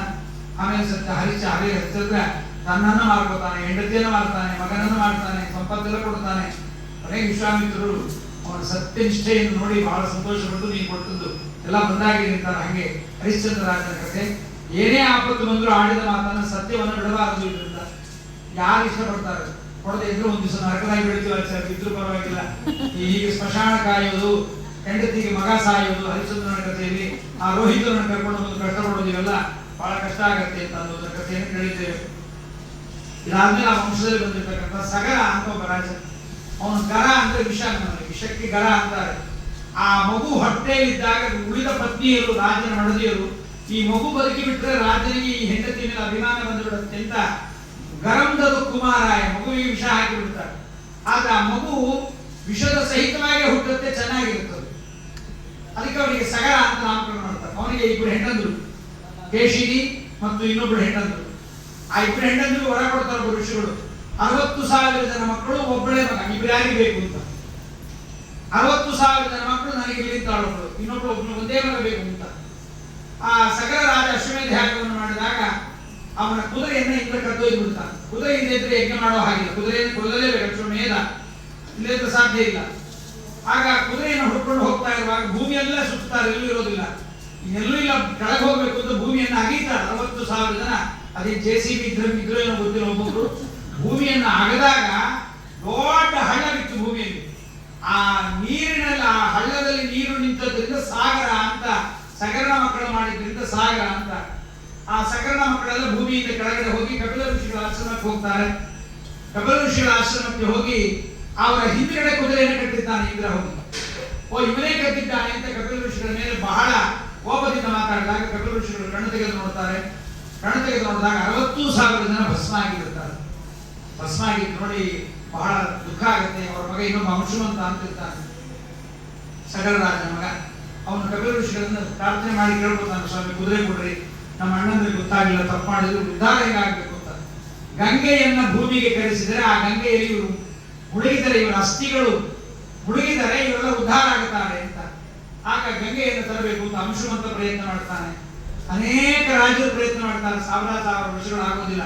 ಕೊನೆಗೆ ಆ ವಂಶದ ಹರಿಶ್ಚಂದ್ರ ಸಗರ ವಂಶದಲ್ಲಿ ಬಂದ ಭಗೀರಥ ಅಂತ ಅವನು ಎಷ್ಟು ತಪಸ್ ಮಾಡ್ತಾನೆ ಅಂದ್ರೆ, ಮೊದಲು ಗಂಗೆಯನ್ನು ಬಾ ಅಂತ ಕರೀಲಿಕ್ಕೆ ಪ್ರಾರ್ಥನೆ ಮಾಡ್ತಾನೆ. ಗಂಗೆ ಅಂತ ಹೇಳಿದ್ರೆ, ನಾನು ಇನ್ನೊಬ್ಬರ ಮನೆಯಾಗಿರೋ ಹೆಣ್ಮಗಳು ಬರೋ ಹಾಗಿಲ್ಲ, ನಾನು ಬ್ರಹ್ಮದೇವರ ಮನೆಯಲ್ಲಿದ್ದೀನಿ, ಬ್ರಹ್ಮದೇವರನ್ನು ಕೇಳು ಅಂತ. ಬ್ರಹ್ಮದೇವರು ಕುರಿತು ತಪಸ್ಸು ಮಾಡ್ತಾನೆ. ಅರ್ಧ ಗಂಟೆ 1 ಗಂಟೆ ಅಲ್ಲ, ಸಾವಿರಾರು ವರ್ಷ. ಮತ್ತೆ ಬ್ರಹ್ಮದೇವರು ಕುರಿತು ತಪಸ್ಸು ಮಾಡಿದಾಗ ಬ್ರಹ್ಮದೇವರು ಆಯ್ತು ಕರ್ಕೊಂಡು ಹೋಗುತ್ತಾರೆ. ಮತ್ತೆ ಗಂಗೆಯನ್ನು ಕುರಿತು ತಪಸ್ಸು ಮಾಡಿ ಬಾ ಗಂಗೆ ಅಂತಾನೆ. ಗಂಗೆ ಅಂತಾಳೆ, ನಾನು ಬರ್ತೀನಿ, ಒಂದು 2 ಪ್ರಶ್ನೆ ಇದೆ. ನಾನು ಅಲ್ಲಿಂದ ಇಲ್ಲಿಗೆ ಹಾರಿದರೆ ಭೂಮಿ ಇಬ್ಬಾಗ ಆಗಿರುತ್ತೆ. ನನ್ನ ಬೇಗ ಯಾರು ಧಾರಣ ಮಾಡ್ತಾರೆ ಮತ್ತು ನಾನು ಭೂಮಿಗೆ ಬಂದರೆ ನನ್ನ ಪಾಪಗಳನ್ನು ಯಾರು ತೊಳಿತಾರೆ? ರಿನ್ ಡಿಟರ್ಜೆಂಟ್ ಸೋಪಿಗೆ ಇನ್ನೊಂದು ಡಿಟರ್ಜೆಂಟ್ ಇದೆಯಾ? ರಿನ್ ಸೋಪಲ್ಲಿ ಕೈಯಲ್ಲಿ ಇಚ್ಚಿಲಾಗಿದೆ ತೊಳ್ಕೊತೀವಿ. ರಿನ್ ಸೋಪಿಗೆ ಇಚ್ಚಿಲಾಂಟ್ಗಳು, ಅದಕ್ಕೆ ಇನ್ನೊಂದು ರಿನ್ ಸೋಪ್ ಹಾಕ್ತೀವ, ಅದನ್ನೇ ತೊಳೆದಾಯ್ತು ಹೋಗುತ್ತೆ. ಆದ್ರೆ ಗಂಗೆ ಅಂತಾಳೆ, ಇಲ್ಲ, ನನ್ನ ಪಾಪ ಕಳೆಯೋರು ಯಾರು, ನನ್ನ ವೇಗಧಾರಕರು ಯಾರು? ಅದಕ್ಕೆ ಭಗೀರಥ ಉತ್ತರ ಕೊಡ್ತಾನಮ್ಮ, ಹೇಳ್ತಿರ್ತಾರೆ ಅಂತ ರುದ್ರದೇವರನ್ನು ಕುರಿತು ಮತ್ತೆ ತಪಸ್ಸು ಮಾಡ್ತಾನೆ. ಮತ್ತೆ ರುದ್ರದೇವರು ಕುರಿತು ತಪಸ್ಸು ಮಾಡಿದಾಗ ರುದ್ರದೇವರು ಇರ್ತಾರೆ, ನಾನು ಕರ್ಕೋತೀನಿ ಅವರನ್ನ, ನೀ ಕರ್ಕೊಂಬ ಅಂತ. ಮತ್ತೆ ಬೇಗ ಕರ್ಕೊಂಡಿದ್ದಾಯ್ತು, ಪಾಪ ಕಳೆಯೋರು ಯಾರು? ಆಗ ಭಗೀರಥ ಉತ್ತರ ಕೊಡ್ತಾನೆ, ಅನೇಕ ಸಜ್ಜನರು ತೀರ್ಥೀಕುರುವಂತಿ ತೀರ್ಥಾನಿ ಸ್ವಾಂತಸ್ಥೇನ ಗದಾಭೂತ. ಅಮ್ಮ, ಅನೇಕ ಜನ ಸಜ್ಜನರು ನಿನ್ನಲ್ಲಿ ಸ್ನಾನ ಮಾಡ್ತಾರೆ. ಸ್ನಾನ ಮಾಡುವುದರಿಂದ ತೀರ್ಥಗಳನ್ನು ಪವಿತ್ರ ಮಾಡುವ ತೀರ್ಥೀಕರಣಶೀಲರು. ಅದಕ್ಕೆ ಶ್ರೀಮದ್ ಆನಂದ ತೀರ್ಥರು ಸನ್ಯಾಸ ತೆಗೆದುಕೊಂಡ ಕೂಡಲೇ ಗಂಗಾ ನದಿ ಯಾತ್ರೆಗೆ ಹೋಗ್ತೀನಿ ಹೊರಟುಬಿಡ್ತಾರೆ ಬದಲಿಗೆ. ಅಚ್ಯುತ ಪ್ರೇಕ್ಷಾಚಾರ ಅಂತಾರೆ, ಖಂಡಿತ ಹೋಗೋದು ಬೇಡ, ಈಗ ತಾನೇ ಸಿಕ್ಕಿದ್ದೀರಿ, ದೇವರ ಅನುಗ್ರಹದಿಂದ ಒಳ್ಳೆ ಗುಡು ಸಿಕ್ಕಿದ್ದೀರಿ, ನಮಗೆ ಬೇಡ ಅಂತ. ಗಂಗೆ ಕಾಯ್ತಾ ಇದ್ದಂತೆ, ಎಂತೆಂತ ಪಾಪಿಗಳೆಲ್ಲ ಬಂದು ನನ್ನಲ್ಲಿ ಸ್ನಾನ ಮಾಡೋಗಿದ್ದಾರೆ. ಸಾವಿರಾರು ವರ್ಷಗಳಾಯಿತು, ಬಹಳ ಕಷ್ಟ ಆಗಿದೆ ಪಾಪ ಧಾರಣ ಮಾಡಲಿಕ್ಕೆ. ಆಚಾರ್ಯ ಬರ್ತಾರೆ ಅಂತ ಕಾಯ್ತಿದ್ದೆ, ಮುಖಾಚಾರ ಬರಲಿಲ್ಲ, ನಾನೇ ಹೋಗೋಣ. ಅದಕ್ಕೆ ಆಚಾರ್ಯನ ಮನೆ ಕರೀತಾರೆ. ಮನೆಗೆ ಬರ್ಬೇಕು, ನಾವೇ ಕೊಂಡೋಗಿ ದಕ್ಷಿಣೆ ಕೊಡ್ಬೇಕು. ಬರ್ಲಿಲ್ಲ, ಕೊಬ್ಬು ಆಚಾರ್ಯ, ಬೇರೆ ಆಚಾರ್ಯಗಳೇನು ನೋಡ್ಕೋತೀವಿ ಅಂತ ಅನ್ಬಾರ್ದು. ನಾವೇ ಹೋಗಿ ಆಚಾರ್ಯ ಮನೆಗೆ ದಕ್ಷಿಣೆ ಕೊಟ್ಟರೆ ಬಹಳ ಶ್ರೇಷ್ಠ. ಅವರೇ ಬರೋದು, ಪುರಾಣಕ್ಕೆ ಆಚಾರ ಬರೋದು. ನಾ ಬರಂಗಿಲ್ಲ, ನಮ್ಮ ಮನೆಗೆ ಹೇಳ್ತೀನಿ, ಆನ್ಲೈನ್ ಆಗಿ ನೋಡಿದ್ರೆ ಆಚಾರ್ಯ ಡಿಜಿಟಲ್ ನಮಸ್ಕಾರ ಮಾಡ್ತೀವಿ ಅಷ್ಟೇ ಅಂತ. ಡಿಜಿಟಲ್ ಪೇಮೆಂಟ್ ಇಲ್ಲ ಮನೆಗೆ, ಡಿಜಿಟಲ್ ನಮಸ್ಕಾರ ಬರೇ. ಈಗ ನಮಸ್ಕಾರ ಮಾಡ್ಬಿಟ್ಟು ಆಚಾರ್ಯ ತುಂಬಾ ಆನಂದ ಆಯ್ತು, ಪುರಾಣ ಹೇಳಿದ್ರಿಂದ ಡಿಜಿಟಲ್ ನಮಸ್ಕಾರ. 2000 ಜನ ಆಯ್ತು ಡಿಜಿಟಲ್ ನಮಸ್ಕಾರ ಹಾಕಿದ್ರೆ ಏನು ಬಂದ್ರಿ? ಏನು ಪ್ರಯೋಜನ ಇಲ್ಲ. ಅದಕ್ಕೆ ಆಚಾರ ಪುರಾಣಕ್ಕೆ ಮನೆಗೆ ಬರಬೇಕು, ದಕ್ಷಿಣೆ ಕೊಡಲಿಕ್ಕೆ ನಾವು ಹೋಗ್ಬೋದು. ಹೀಗಾದ ಸಂದರ್ಭದಲ್ಲಿ ನಮ್ಮ ಗಂಗೆ ತಾನಾಗಿ ಹಿತಸ್ತುತಿಯೇ ದಿವಸೇ ದ್ಯುನಿಮ್ನಗ ತದರ್ಥಮಸ್ಮಾಕ ತಟಾಕಮಾವಜೇತ್. ಗಂಗೆ ಅಂತಿದ್ದಾಳೆ, ನಾನೇ ಬರ್ತೀನಿ ಸರೋವರಕ್ಕೆ. ಅದಕ್ಕೆ 12 ವರ್ಷಗಳಿಗೊಮ್ಮೆ ನೀವು ಮಧ್ವ ಸರೋವರದ ನೋಡಬಹುದು. ಭಾಗೀರಥಿ ಒಂದು ಜಾಗ, ಅಲ್ಲಿ ಭಾಗೀರಥಿಯನ್ನು ಕೊಡಿಸಿದ್ದಾರೆ. ಅಲ್ಲಿಂದ ಆ ಜಾಗದಿಂದ ಭಾಗೀರಥಿ ಉದ್ಭವ ಆಗುವುದನ್ನ ಇವತ್ತಿಗೂ ನಾವು ನೋಡಬಹುದು. ಅಂತಹ ಆ ಶ್ರೇಷ್ಠವಾಗಿರ್ತಕ್ಕಂತಹ ಗಂಗೆಗೆ ಹೇಳ್ತಾಳಮ್ಮ, ಅನೇಕ ಸಜ್ಜನರು ಬಂದು ನಿನ್ನಲ್ಲಿ ಸ್ನಾನ ಮಾಡಿ ನಿನ್ನ ಪಾಪಗಳನ್ನು ಕಳೆಯುತ್ತಾರೆ ಅಂತ. ಆಗ ಭಗೀರಥಗೋಸ್ಕರ ಗಂಗೆ ಕೆಳಗೆ ಇಳಿದು ಬರ್ತಾಳೆ. ರುದ್ರದೇವರ ತಲೆಗೆ ಬಿದ್ದ ಕೂಡಲೇ ರುದ್ರದೇವರನ್ನು ಬಂಧನ ಮಾಡಿಬಿಡ್ತಾರೆ. ದೊಡ್ಡ ಜಟೆ ರುದ್ರದೇವರು, ಜಟೆಯಲ್ಲಿ ಬಂಧನ ಮಾಡಿದ ಕೂಡಲೇ ಭಗೀರಥ ನೋಡ್ತಾನೆ, ಸ್ವಾಮಿ ನೀರು ಬರುವಂತ ಉಂದ, ನೀರು ಬರ್ತಾ ಇಲ್ಲ ಸ್ವಾಮಿ, ಬಿಡೋದಿಲ್ಲ ಅಂದ್ರೆ ರುದ್ರದೇವರು. ಏನ್ ಸ್ವಾಮಿ, ಇಷ್ಟು ವರ್ಷ ತಪಸ್ಸು ಮಾಡಿ ಕಷ್ಟಪಟ್ಟು ಅದು ಇಷ್ಟು ಪಾದೋದಕ ಕೆಳಗೆ ಬಿದ್ದರೆ ನಾನು ನರಕಕ್ಕೆ ಹೋಗ್ತೀನಿ ರುದ್ರದೇವರು. ಅಯ್ಯೋ ಸ್ವಾಮಿ, ಮೊದಲು ಹೇಳ್ತಾ ತಪಸ್ಸು ಮಾಡುತ್ತಿರಲಿಲ್ಲ, ತಪಸ್ಸು ಮಾಡಿದ್ರೆ ಇಷ್ಟೆಲ್ಲ ಮಾಡಿದ್ರೆ ನೀವು ಹೀಗೆ ಮಾಡಿದ್ರಲ್ಲ ಸ್ವಾಮಿ, ಬಿಡ್ರಿ ಇಂದಾಗ ಒಂದೇ ಒಂದು ಕೂದಲ ಎಳೆಯನ್ನ ಹೀಗೆ ತೆಗೆದ್ರು. ಈ ಕಾಲ ನಮ್ಮ ಹೆಣ್ಮಕ್ಳು ಬಿಟ್ಕೊಂಡಿರ್ತಾರೆ ಜಿರಳೆ ಕೂದಲು, ಜಿರಳೆ ಹಿಂಗೆ ಅನ್ಕೋತಾವ, ಹಿಂಗೆ ಮತ್ತೆ ಬರ್ತಾ ಹಿಂಗೆ ಅಂತಲೇ ಇರ್ತಾರೆ. ಅದು ಬಿಟ್ಕೋಬೇಕಾಗಿ ಹಿಂಗೆ ಅನ್ಬೇಕಾಗ್ತದೆ. ಸುಮ್ಮನೆ ಹೇಳೋದು ಗಂಟೆ ಹಾಕ್ಬಾರ್ದ? ನಮ್ಮ ರುದ್ರದೇವರು ಒಂದು ಕೂದಲು ಹಿಂಗೆ ತೆಗೆದ್ರು. ಆ ಕೂದಲಿನ ಮಧ್ಯದಿಂದ ಗಂಗೆ ಬರ್ತಾಳೆ. ಬರ್ತಾ ಇದ್ದ ಗಂಗೆಯನ್ನು ಕರ್ಕೊಂಡು ಬರ್ತಾ ಇರ್ತಾನೆ. ಗಂಗೆ ಬೇಗ ಆಗೋದು ಜಾಸ್ತಿ ನೋಡಬಹುದು, ಬದಲಿಗೆ ಹೋದ್ರೆ ಗೊತ್ತಾಗುತ್ತೆ ಗಂಗೆ ಬೇಗ ಹೇಗಿರುತ್ತೆ ಅಂತ. ಮುಟ್ಲಿಕ್ಕಾಗ ಕರೆಂಟ್ ಶಾಕು, ಸಣ್ಣಗಿರ್ತಾಳೆ, ಬೇಗ ಬೇರೆ. ಅದಕ್ಕೆ ಬದಲಿಯಲ್ಲೆಲ್ಲ ಯಾರಾದ್ರೂ ಮೃತರಾದ್ರೆ ಬಿಸಾಕಿ ಬಿಡ್ತಾರೆ. ನದಿಯಲ್ಲಿ ಬಿಸಾಕಿದ್ರೆ 1 ಕಿಲೋಮೀಟರ್ ಹೋಗೋದ್ರೊಳಗೆ ಬೇಗ ಪುಡಿ ಆಗೋದು, ಪುಡಿ ಆಗೋದು. ಒಂದೊಂದು ಪಾರ್ಟ್ ಬೇರೆ ನದಿಗಳ ಆ ಬೇಗಗಳಿಗೆ ಗಿಡ ಕಲ್ಲುಗಳ ಮಧ್ಯದಲ್ಲಿ ಬಿದ್ದು ಗಂಗೆಯನ್ನು ಕರೀತಾನೆ, ಬಾಮ ಅಂತ ಬರ್ತಾರೆ. ಬರ್ತಾ ಇರುವಾಗ ಜನ್ಮ ಋಷಿಗಳ ಆಶ್ರಮ, ಆ ಜನ್ಮ ಋಷಿಗಳ ಆಶ್ರಮದಲ್ಲಿ ಗಂಗೆ ಬರುವಾಗ ಅವರು ಇಡೀ ಆಶ್ರಮವನ್ನು ತೊಳ್ಕೊಂಡು ಹೋಗ್ಬಿಡ್ತಾರೆ. ಅದು ಬಂದು ನೋಡಿ ಜನ್ಮ ಋಷಿಗಳಿಗೆ ಕೋಪ ಬರುತ್ತಲ್ಲ. ಗಂಗೆಗೆ ಜನ್ಮ ಋಷಿಗಳು ಮದುವೆ ಆಗಬೇಕು ಅಂತ ಇಷ್ಟ ಇರುತ್ತೆ. ಆ ಜನ್ಮ ಋಷಿಗಳು ಬೇಡ ಅಂತಿರ್ತಾರೆ, ಆ ಕೋಪಕ್ಕೆ ಹಾಗೆ ಮಾಡಿಬಿಡ್ತಾರೆ. ಹಾಗೆ ಮಾಡಿದಾಗ ಕೋಪ ಬರುತ್ತೆ ಜನ್ಮ ಋಷಿಗಳಿಗೆಲ್ಲ, ನನ್ನ ಆಶ್ರಮವನ್ನು ಹೀಗೆ ಮಾಡೋದ್ರಿಂದ ಒಂದೇ ಆಕ್ರೋಶ ತಗೊಂಡ್ಬಿಡ್ತಾರೆ ಗಂಗೆ. ಮುಗಿದ ಕ್ಲೋಸ್. ಅಗಸ್ತ್ಯರು ಸಮುದ್ರ ಪಾನ ಮಾಡಿದ್ರು. ನೀವೇನು ಹೆಚ್ಚುಗೊಟ್ಟು ಏನೋ ಅಂತಾರೆ, H2O ಏನೋ, ಅದು ಏನು ಪ್ರಾಬ್ಲಮ್ ಯಾವ್ದು ಕೆಮಿಸ್ಟ್ರಿ ಗೊತ್ತಿತ್ತು ಗೊತ್ತಿಲ್ಲ. ಅಗಸ್ತ್ಯರು ಇಡೀ ಸಮುದ್ರವನ್ನು ಕುಡಿದು ಬಿಟ್ಟಂತೆ. ನಂಬಲಿಕ್ಕೆ ಸಾಧ್ಯ ಇಲ್ಲ ಇವರಿಗೆಲ್ಲ. ಹಾಗೆ ಇಡೀ ಗಂಗೆಯನ್ನ ಕುಡಿದು ಬಿಟ್ಟ ಮೇಲೆ ಭಗೀರಥ ಅಂದ್ರೆ ಇದೇನು ನನಗೆ ವಿಘ್ನೆಗಳ ಪರಂಪರೆ, ಒಂದೊಂದು ಬರೀ ಜನ್ಮ ಋಷಿಗಳನ್ನು ಪ್ರಾರ್ಥನೆ ಮಾಡಿದಾಗ ಅಗಸ್ತ್ಯರು ಸಮುದ್ರವನ್ನ ಕುಡಿದು ಮೂತ್ರದಲ್ಲಿ ಬಿಟ್ಟುಬಿಟ್ರಂತೆ. ಅದಕ್ಕೆ ಸಮುದ್ರದಲ್ಲಿ ಯಾವುದು ಪವಿತ್ರ, ಬರೀ ಸ್ನಾನಕ್ಕಷ್ಟೇ ಇದೆ, ಮತ್ತೇನು ಕೆಲಸ ಇಲ್ಲ. ಹಾಗಾಗಿ ನಮ್ಮ ಜಗು ಋಷಿಗಳು ಏನ್ ಮಾಡಿದ್ದಾರೆ, ಕಿವಿಯಿಂದ ಅವಳನ್ನು ಬಿಟ್ಟಿದ್ದಾರೆ. ಅವಳು ಜಾಹ್ನವಿ ಅಂತ ಹಾಗೆ ಪ್ರಸಿದ್ಧರಾಗಿದ್ದಾಳೆ. ಹೀಗೆ ಆ ಗಂಗೆಯನ್ನು ಕರ್ಕೊಂಡು ಬಂದು ಶ್ರೇಷ್ಠವಾದ ತನ್ನ ಪಿತೃಗಳ ದೇಹದ ಮೇಲೆ, ಆ ಮೂಳೆಗಳ ಮೇಲೆ ಹರಿಸ್ತಾಳೆ. ಎಷ್ಟು ದಿವಸಗಳ ಕಾಲ ನಮ್ಮ ಪಿತೃಗಳ ಮೂಳೆ ಗಂಗಾ ನದಿಯಲ್ಲಿ ಇರುತ್ತೋ ಅಷ್ಟು ದಿವಸ ಅವರು ಸ್ವರ್ಗದಲ್ಲೇ ಇರ್ತಾರಂತೆ, ಶೋಭಾಯಮಾನರಾಗ್ತಾರಂತೆ. ಅದಕ್ಕೆ ವಾದರಾಜ ತೀರ್ಥರು ಪ್ರಾರ್ಥನೆ ಮಾಡಿಕೊಳ್ತಾರೆ, ತ್ವಂ ದೀನೇಶು ದಯಾವತೀತಿ ವಿದಿತಂ ಯದ್ಬ್ರಹ್ಮ ಹಸ್ತಾಶ್ರಯಂ ಪ್ರಾಪ್ತಾಚ್ಯುತ. ಅವಳು ಒಂದೊಂದು ಕಡೆಯಿಂದ ನೀನು ಇಳಿದು ಬಂದಿದ್ದೀಯಮ್ಮ, ನಮಗೋಸ್ಕರವಾಗಿ ಉದ್ಧಾರ ಮಾಡಲಿಕ್ಕೆ ಬಂದಿದ್ದಿ ಗಂಗೆ ಅಂತ ಸಗರ ಗಂಗೆಯನ್ನು ಭೂಮಿಗೆ ತರಿಸಿರ್ತಕ್ಕಂಥ ಶ್ರೇಷ್ಠವಾದ ಕಥೆ ಅಲ್ಲಿ ನಿರೂಪಣೆ ಮಾಡತಕ್ಕಂಥವರಾಗಿದ್ದಾರೆ.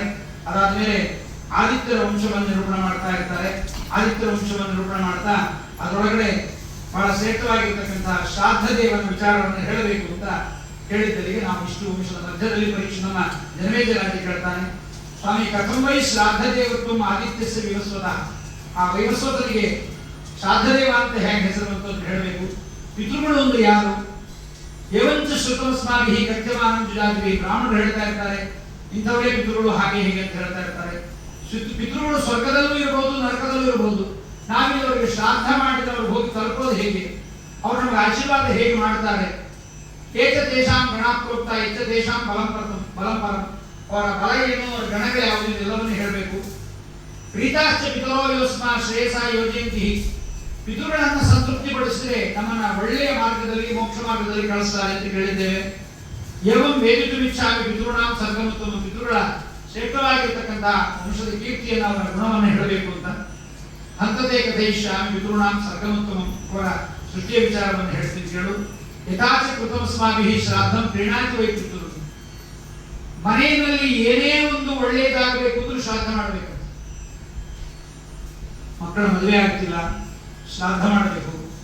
ಶ್ರಾದ್ದ ಮಾಡಿ ಮಧ್ಯದ ಪಿಂಡವನ್ನು ತೆಗೆಯುವಾಗ ಆ ಮಧ್ಯದ ಪಿಂಡ ತಾತನ ಪಿಂಡವನ್ನು ತೆಗೆಯುವಾಗ ಕೇಳಬೇಕಂತೆ, ಸ್ವಾಮಿ ಮನೆಯಲ್ಲಿ ಆರೋಗ್ಯ ಇಲ್ಲ, ಮಕ್ಕಳ ಮದುವೆ ಆಗ್ತಾ ಇಲ್ಲ. ಅದನ್ನು ಕೇಳಿದ್ರೆ ಮಕ್ಕಳಾಗ್ತಾ ಇಲ್ಲ.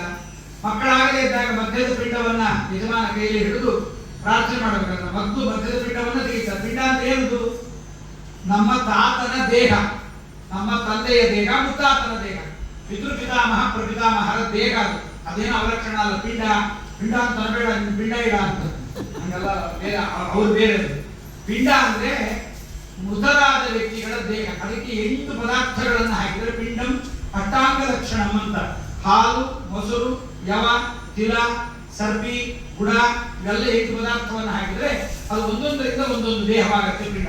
ಅದಕ್ಕೆ ಮನೆಯಲ್ಲಿ ಆರೋಗ್ಯವಿಲ್ಲದೆ ಇದ್ರೆ ಶ್ರಾದ್ದವನ್ನು ಮಾಡಬೇಕು. ಆ ಶ್ರಾದ್ದವನ್ನು ಮಾಡಿದ ಆಸ್ಪತ್ರೆಗೆ ಸೇರಿದವನು, ಮತ್ತು ಶ್ರಾದ್ದ ಅಂದ್ರೆ ಇದ್ದವನು ಶ್ರಾದ್ದ ಅಲ್ಲ. ಅನೇಕ ಅಪಸ್ಥ ತಿಳ್ಕೊಂಡ್ಬಿಡ್ತಾರೆ. ಮೃತರಾದ ಪಿತೃಪಿತಾಮಹ ಪ್ರಪಿತಾಮಹನ ಶ್ರಾದ್ದವನ್ನು ಮಾಡಬೇಕು. ಆ ಶ್ರಾದ್ದವನ್ನು ಮಾಡಿದಾಗ ಅವರು ಆರೋಗ್ಯವನ್ನು ಕೊಡ್ತಾರೆ. ಯಾವ ವ್ಯಕ್ತಿ ಆರೋಗ್ಯ ಇರುವುದಿಲ್ಲ ಅವರಿಗೆ. ಮನೆಯಲ್ಲಿ ಹೊಸ ಅಕ್ಕಿ ಬಂದ್ರೆ ಶ್ರಾದ್ದ ಮಾಡಬೇಕಂತ ತುಂಬಾ ಹೇಳ್ತಾರೆ. ಹೊಸ ಅಕ್ಕಿ ಮನೆಗೆ ಬಂದ್ರೆ ಶ್ರಾದ್ದ ಮಾಡಬೇಕು. ಪಿತೃಗಳಿಗೆ ಸಂತೋಷ. ಯಾಕೆಂದ್ರೆ ದೇವಕಾರ್ಯಾದಪಿ ಮುನೇ ಪಿತೃಕಾರ್ಯ ವಿಶಿಷ್ಯತೆ ಅಂತ. ದೇವರ ಪೂಜೆ ತುಂಬಾ ಸಂಕೋಚವಾಗಿ ಮಾಡಿದ್ರು ಪರವಾಗಿಲ್ಲ. ಪಿತೃಗಳ ಶ್ರಾದ್ದ ಸಂಕೋಚವಾಗಿ ಮಾಡಬಾರ್ದು, ವಿಸ್ತಾರವಾಗಿ ಮಾಡಬೇಕು, ಚೆನ್ನಾಗಿ ಮಾಡಬೇಕು. ದೇವರು ಕೊಟ್ಟದ್ದನ್ನ ಚೆನ್ನಾಗಿ ದಾನ ಧರ್ಮಗಳನ್ನು ಮಾಡಬೇಕು. ಸಾಕು ಇಷ್ಟೇ, ಶೂಟ್ ಮಾಡಿಬಿಡ್ತೀವಿ ನಮ್ಮ ಅಪ್ಪನ ಪಿಂಡ ಅಂತ ಕೇಳೋದು, ಹಾಗೆಲ್ಲ ಮಾತಾಡಬಾರ್ದು. ಶ್ರಾದ್ದವನ್ನ ಮಾಡುವುದರಿಂದ ಪ್ರೀತಾಶ್ಚ ಪಿತರೋ ಯಸ್ಮ ಶ್ರೇಯಸ ಯೋಜಯಂತಿ. ಆ ಪಿತೃಗಳ ಆರಾಧನೆಯಿಂದ ಹೆಚ್ಚಿಗೆ ಹೇಳಬೇಕು ಅಂದ್ರೆ ಗಂಡಸರು ಊಟ ಮಾಡುವುದು ಒಂದು ಶ್ರಾದ್ದ. ಅನೇಕರಿಗೆ ಗೊತ್ತಿಲ್ಲ. ಊಟ ಅಂತ ಏನೋ ನೀರು ಸುತ್ತಗಂತ ಬಿಡ್ತೀವಿ, ನೀರು ಸುತ್ತಗಟ್ಟೋದಲ್ಲ ಅದು. ಆ ಮಂತ್ರದ ಅರ್ಥ ಬಹಳ ಚೆನ್ನಾಗಿದೆ. ಸತ್ಯಂತ್ವರ್ತೇನ ಪರಿಶಂಚಾಮಿ ಋತಂತ್ವರ್ತೇನ ಪರಿಶಂಚಾಮಿ ಅಂದ್ರೆ ಬೆಳಗ್ಗೆ ಊಟ ಮಾಡುವಾಗ ತಂದೆಯ ಅಂತರ್ಗತನಾದ ಹೇ ಭಗವಂತನೇ, ನಿನ್ನನ್ನ ಈ ಅನ್ನದ ಪಾತ್ರೆಯ ಸುತ್ತಲೂ ಸ್ಮರಣೆ ಮಾಡುತ್ತೇನೆ. ರಾತ್ರಿ ಋತಂತ್ವರ್ತೇನ ಪರಿಶಂಚಾಮಿ ಮಾತ್ರಂತರ್ಗತನಾದ ಹೇ ಭಗವಂತನೇ, ನಿನ್ನನ್ನ ಈ ತಟ್ಟೆಯ ಸುತ್ತಲೂ ಪರಿಶಂಚಾಮಿ. ಊಟ ಮಾಡುವಾಗ ಪ್ರಾಣಾಹುತಿಗಳನ್ನು ತಗೊಳ್ತೀವಿ. ಪ್ರಾಣಾಹುತಿಗಳನ್ನು ತಗೊಂಡು ಮೊದಲು ನೀರನ್ನು ಕುಡಿಯುತ್ತೇವೆ, ಆಚರಣೆ ಮಾಡ್ತೇವೆ. ಅದು ನೀರನ್ನ, ಅದು ನಾವು ಆಚರಣೆ ಮಾಡುವುದು ರುದ್ರದೇವ ವಾಯುದೇವರಿಗೆ ಶ್ರೇಷ್ಠವಾದ ಅಮೃತೋಪಿ ಧಾನಮಸಿ ಅಮೃತೋಪಿ ಸ್ತರಣಮಸಿ ಅಂತ. ಅರ್ಥ ತಿಳಿಯದೆ ಬರೀ ಕೆಲವು ಊಟಗಳನ್ನು ಹಾಕ್ತಾರೆ ನಾಯಿ ನೆಕ್ಕಗೆ. ಅದಲ್ಲ, ಪೂರ್ತಿ ನೀರನ್ನು ಕುಡಿಯಬೇಕು. ಆ ಪೂರ್ತಿ ನೀರನ್ನು ಕುಡಿದು ಆ ಕುಡಿಯುವ ನೀರು ಏನಂತೆ, ಅದರ ಬರೀ ನಾಲಿಗೆಗೆ ತಗಲಬೇಕು, ಹಲ್ಲಿಗೆ ತಗಲಬಾರದು. ಆ ನೀರನ್ನ ಕುಡಿದ ಮೇಲೆ ಅದು ಏನದು, ವಾಯುದೇವರಿಗೆ ಉಡುವ ಬಟ್ಟೆ ಅದು. ಅಮೃತಾಪಿ ಧಾನಮಸಿ ಅಮೃತೋಪ ಸ್ತರಣಮಸಿ. ಊಟ ಆದ್ಮೇಲೆ ಕುಡಿಯುವ ನೀರು ವಾಯುದೇವರಿಗೆ ಒದೆಯುವ ವಸ್ತ್ರ. ಅಂದ್ರೆ ಊಟ ಅನ್ನುವುದು ವಾಯುದೇವರಿಗೆ ಒಂದು ಪವಿತ್ರವಾದ ಒಂದು ಶ್ರೇಷ್ಠವಾದ ಬಟ್ಟೆಯಾಗಿರುತ್ತೆ. ಅಂದ್ರೆ ವಾಯುದೇವರಿಗೆ ಬಟ್ಟೆ ಅಂದ್ರೆ ನಾವು ಯಾವ ರೀತಿ ಊಟ ಮಾಡಬೇಕು? ಯಾವುದೋ ಟ್ರಂಪು, ಇರಾನು, ಪಾಕಿಸ್ತಾನ ಯಾವುದೋ ಮಾತಾಡ್ಕೊಂಡು ಮಾಡಬಾರ್ದು. ಊಟ ಮಾಡುವಾಗ ವಾಯುದೇವರ ಸ್ಮರಣೆ ಮಾಡ್ತಾ, ಅದಕ್ಕೆ ವಾಯುದೇವರ ಸ್ಮರಣೆಗಾಗಿ 5 ಪಂಚ ಪ್ರಾಣಾಹುತಿಗಳನ್ನ ತಗೊಳ್ಬೇಕು. ಈಗೆಲ್ಲ ಊಟದ ಪದ್ಧತಿಯಲ್ಲಿ ಬಹಳಷ್ಟು ವಿಚಾರಗಳಿದೆ. ಅದಕ್ಕೆ ಊಟ ಆದ ಮೇಲೆ ಅಮೃತೋಪಸ್ಥಾನಮಸಿ ಅಂತ ತಗೊಂಡ ಮೇಲೆ ಆ ನೀರನ್ನು ಕೊಡೋದ್ಮೇಲೆ ಮತ್ತೆ ಕೈಗೆ ನೀರು ಹಾಕೊಂಡು ಒಂದಿಷ್ಟು ಅನ್ನ ಕೈಯಲ್ಲಿ ತೆಗೆದುಕೊಂಡು ಆ ಅನ್ನವನ್ನು ಉಪ್ಪಿನ ಬಳಿಯಲ್ಲಿ ಇಡಬೇಕು. ಉಪ್ಪಿನ ಮೇಲೆ ಸುರಿಬಾರದು. ಕೆಲವರು ಉಪ್ಪನ್ನ ನೀರು ಹಾಕಬೇಕು ಅಂತ ಸ್ಪೆಷಲ್ ಉಪ್ಪು ಹಾಕಿಸ್ಕೊಂಡು ಅದು 1/4 kg ಉಪ್ಪು ಅದ್ರ ಮೇಲೆ ನೀರು ಹಾಕಿದ್ರು. ಅದು ಹೊರಗಡೆ ಬಿಟ್ಟು ಹೋದಾಗ ಇಂಕಾಯಿ ನೀರು ಹಾಕಿಸ್ಕೊಂಡು ಅದ್ರ ಮೇಲೆ ಉಪ್ಪು ನೀರು ಹಾಕಿ ಯಮರಾಜ ಉಪ್ಪಿನ ಬೆಟ್ಟ ಮಾಡಿಬಿಡ್ತಾನೆ ಸ್ಪೆಷಲ್ ನೆಕ್ಕು ಅಂತ ಹೇಳ್ಬಿಡ್ತಾನಂತೆ. ಅವಾಗ ಟಾಟಾದವ್ರನ್ನ ಕರ್ಕೊಂಡು ಹೋಗ್ಬಿಟ್ರೆ ಉಪ್ಪಿನ ಫ್ಯಾಕ್ಟ್ರಿ ಮಾಡಿಬಿಡ್ತಾರೆ. ಎಲ್ಲ ಏನೇನೋ ಮನಸ್ಸಿವನ್ನೇ ಹೇಳ್ಬಿಡ್ತಾರೆ. ಅದಲ್ಲ, ಅದಕ್ಕೆ ಆ ಕೈಯಲ್ಲಿ ನೀರನ್ನು ಹಿಡ್ಕೊಂಡು ಒಂದಿಷ್ಟು ಅನ್ನ ಕೈಯಲ್ಲಿ ಹಾಕೊಂಡು ಗಂಡಸರು, ಇವಾಗ ಹೆಂಗಸರು ಮಾಡಿ ಪ್ರಾರಂಭ ಮಾಡ್ಬಿಟ್ಟಿದ್ದಾರೆ. ಅದನ್ನ ಊಟ ಕುಚ್ಚಿ ಇಷ್ಟೇ ಇರ್ತಾರೆ, ಗಂಡನ ಪಿಂಡ ಇಡ್ತಾರೆ ಗೊತ್ತಿಲ್ಲ. ಅದು ಯಾಕೆ ಇಡಬೇಕು ಗೊತ್ತಿಲ್ಲ. ಅವ್ರು ಇಷ್ಟು ಅನ್ನ ಇಡೋದು, ಈ ಕಡೆ ಇಡೋದು, ಅವರು ಗಂಡನೆಲ್ಲ ಒರೆಸಿ ಮಾಡಿ ಕ್ಲೀನ್ ಮಾಡಿ ತೊಳ್ಕೊಂಡು ತಿನ್ನೋದು. ಯಾರೋ ಬೇಕಾದ್ರೆ ಥೋಡಾ ಪ್ಯಾಸ್ ದೇವೋ, ಥೋಡಾ ಪ್ಯಾಸ್ ಪಾನಿಪುರಿ ತಿಂತಾ ಇರ್ಬೇಕಾದ್ರೆ ಗಂಡನೆಲ್ಲ ಊಟ ಮಾಡಿ ಹೋಗುದು. ಅದು ಹೆಂಗಸರು ಎಲ್ಲೂ ಇಡಬೇಕು ಅಂತ ಗಂಡನ ಯಜ್ಞದ ಭಾಗ, ಯಜ್ಞ ವೇದಿಕೆ. ಆ ಯಜ್ಞದಲ್ಲಿ ಊಟ ಮಾಡಿದ್ರೆ ಸಾಕು. ನಾವು ಪರಿಶೇಚನ ಮಾಡ್ತೀವಿ. ನಾವು ಇವಾಗೆಲ್ಲ ಪ್ರಾರಂಭ ಮಾಡಿದ್ದೀವಿ. ಹೆಂಗಸರು 12 ನಾಮಗಳು ಹಚ್ಕೊಂಡು ಇಲ್ಲೊಂದು ಇಲ್ಲಿಂದ ಇಲ್ಲಿಗೆ ಇಲ್ಲೆಲ್ಲ ಹಚ್ಕೊಳ್ಳೋದು. ಮೂಗು ಮೇಲೆ, ಕಣ್ಣಿನ ಮೇಲೆ ಎಲ್ಲ ಲಿಂಗಾಯತ ವಿಚಾರ ಬಿಟ್ಟಿದ್ದಾರೆ ನಮ್ಮ ಹೆಣ್ಮಕ್ಳಲ್ಲಿ. ಅದು ಎಲ್ಲಿಂದ ಬಂತು ನಾಮಗಳು ಲಿಂಗಾಯತ ಹಚ್ಕೊಂಡಂಗೆ ಇರ್ತವೆ. ಹಾಗೆ ನಾಮಗಳನ್ನು ಹಚ್ಕೊಳ್ತಾರೆ. ಅವೆಲ್ಲ ಹೆಂಗಸರಿಗೆ ಹೆಚ್ಚು ವಿಹಿತ. ಒಂದು ನಾಮ, ಒಂದು ಶ್ರೇಷ್ಠವಾಗಿರ್ತಕ್ಕಂಥ ಗದಾ ನಾರಾಯಣ 12 ದ್ವಾದಶ ನಾಮಗಳು ಹಚ್ಕೋತೀವಿ. ಎಲ್ಲ ಶುರು ಮಾಡಿದ್ದಾರೆ. ಅದಾದ್ಮೇಲೆ ಶ್ರಾದ್ದದಲ್ಲಿ ಹೀಗೆಲ್ಲವನ್ನು ಮಾಡಬೇಕು ಅಂತ ನಿರೂಪಣೆ ಮಾಡಿದ್ದಾರೆ. ಹಾಗಾಗಿ ಆ ಶ್ರಾದ್ದದ ಬಗ್ಗೆ ಹೇಳಬೇಕು ಅಂತ ಹೇಳಿದ್ದಾರೆ. ಹೇಳಿದಾಗ ಮಾರ್ಕಂಡೇಯ ಮತ್ತು ವೈಶಂಪಾಯನ ಹೇಳ್ತಾರೆ. ಮಾರ್ಕಂಡೇಯನ ಕಥಿತಂ ಭೀಷ್ಮಾಯ ಪರಿಪೃಚ್ಛತೆ. ಭೀಷ್ಮ ಕೇಳಿದಾಗ ಮಾರ್ಕಂಡೇಯ ಹೇಳಿದ್ದಾರೆ, ಅದನ್ನು ನಾನು ನಿನಗೆ ನಿರೂಪಣೆ ಮಾಡ್ತೀನಿ ಕೇಳು ಅಂತ. ಭೀಷ್ಮಾಚಾರ್ಯರು ಶ್ರಾದ್ದ ಮಾಡ್ತಾ ಇದ್ದಾರೆ. ತಂದೆ ಶಂತನುವಿಗೆ, ಅವರಪ್ಪನಿಗೆ ಎಲ್ಲರಿಗೂ ಶ್ರಾದ್ದವನ್ನು ಮಾಡ್ತಾ ಇದ್ದಾರೆ. ಮಾಡುವ ವೈಯಾಘ್ರಪಾದ ಗೋತ್ರ ಅವರು. ಶ್ರಾದ್ದ ಅಂದ್ರೆ ಏನು? ಶ್ರಾದ್ದ ಅಂದ್ರೆ ಶ್ರದ್ಧೆಯ ವಿಪ್ರಮುಖೇ ಯದ್ದೀಯತೆ ತತ್ ಶ್ರಾದ್ದಂ. ಬ್ರಾಹ್ಮಣರ ಮುಖದಲ್ಲಿ ಬ್ರಾಹ್ಮಣರಲ್ಲಿ ಯಾವುದನ್ನು ಶ್ರದ್ಧೆಯಿಂದ ಕೊಡ್ತೇವೆ ಅದು ಶ್ರಾದ್ದ ಅಂತ. ಅದಕ್ಕೆ ಶ್ರಾದ್ದ ಮಾಡುವಾಗ ಮನೆಯಲ್ಲಿ ಕೋಪ ಮಾಡಬಾರ್ದು ಯಾರು ಕೂಡ. ಇದೇ ಧರ್ಮಾಚಾರ್ಯ ಇದ್ದಾಗಲೂ ಅತ್ತಿ ಮಾವ ಮೇಲೆ ಕೋಪ ಮಾಡ್ತಿರಲ್ಲ, ಸತ್ಮೇಲೆ ಮಾಡಬೇಡ್ರಿ ಅಂದ್ರೆ ಮಾಡಬಾರ್ದು. ಪಿತೃಗಳು ಒಂದು ಬೇರೆ, ಇವರಲ್ಲ. ನಮ್ಮ ಅಪ್ಪ ಅಮ್ಮ ಸತ್ತವರೆಲ್ಲ ಬರೋದು. ಪಿತೃ ದೇವತೆಗಳು ಬೇರೆ ಇದ್ದಾರೆ. ನಮ್ಮವ್ರು ಪಿತೃ ದೇವತೆಗಳಾಗೋದಿಲ್ಲ.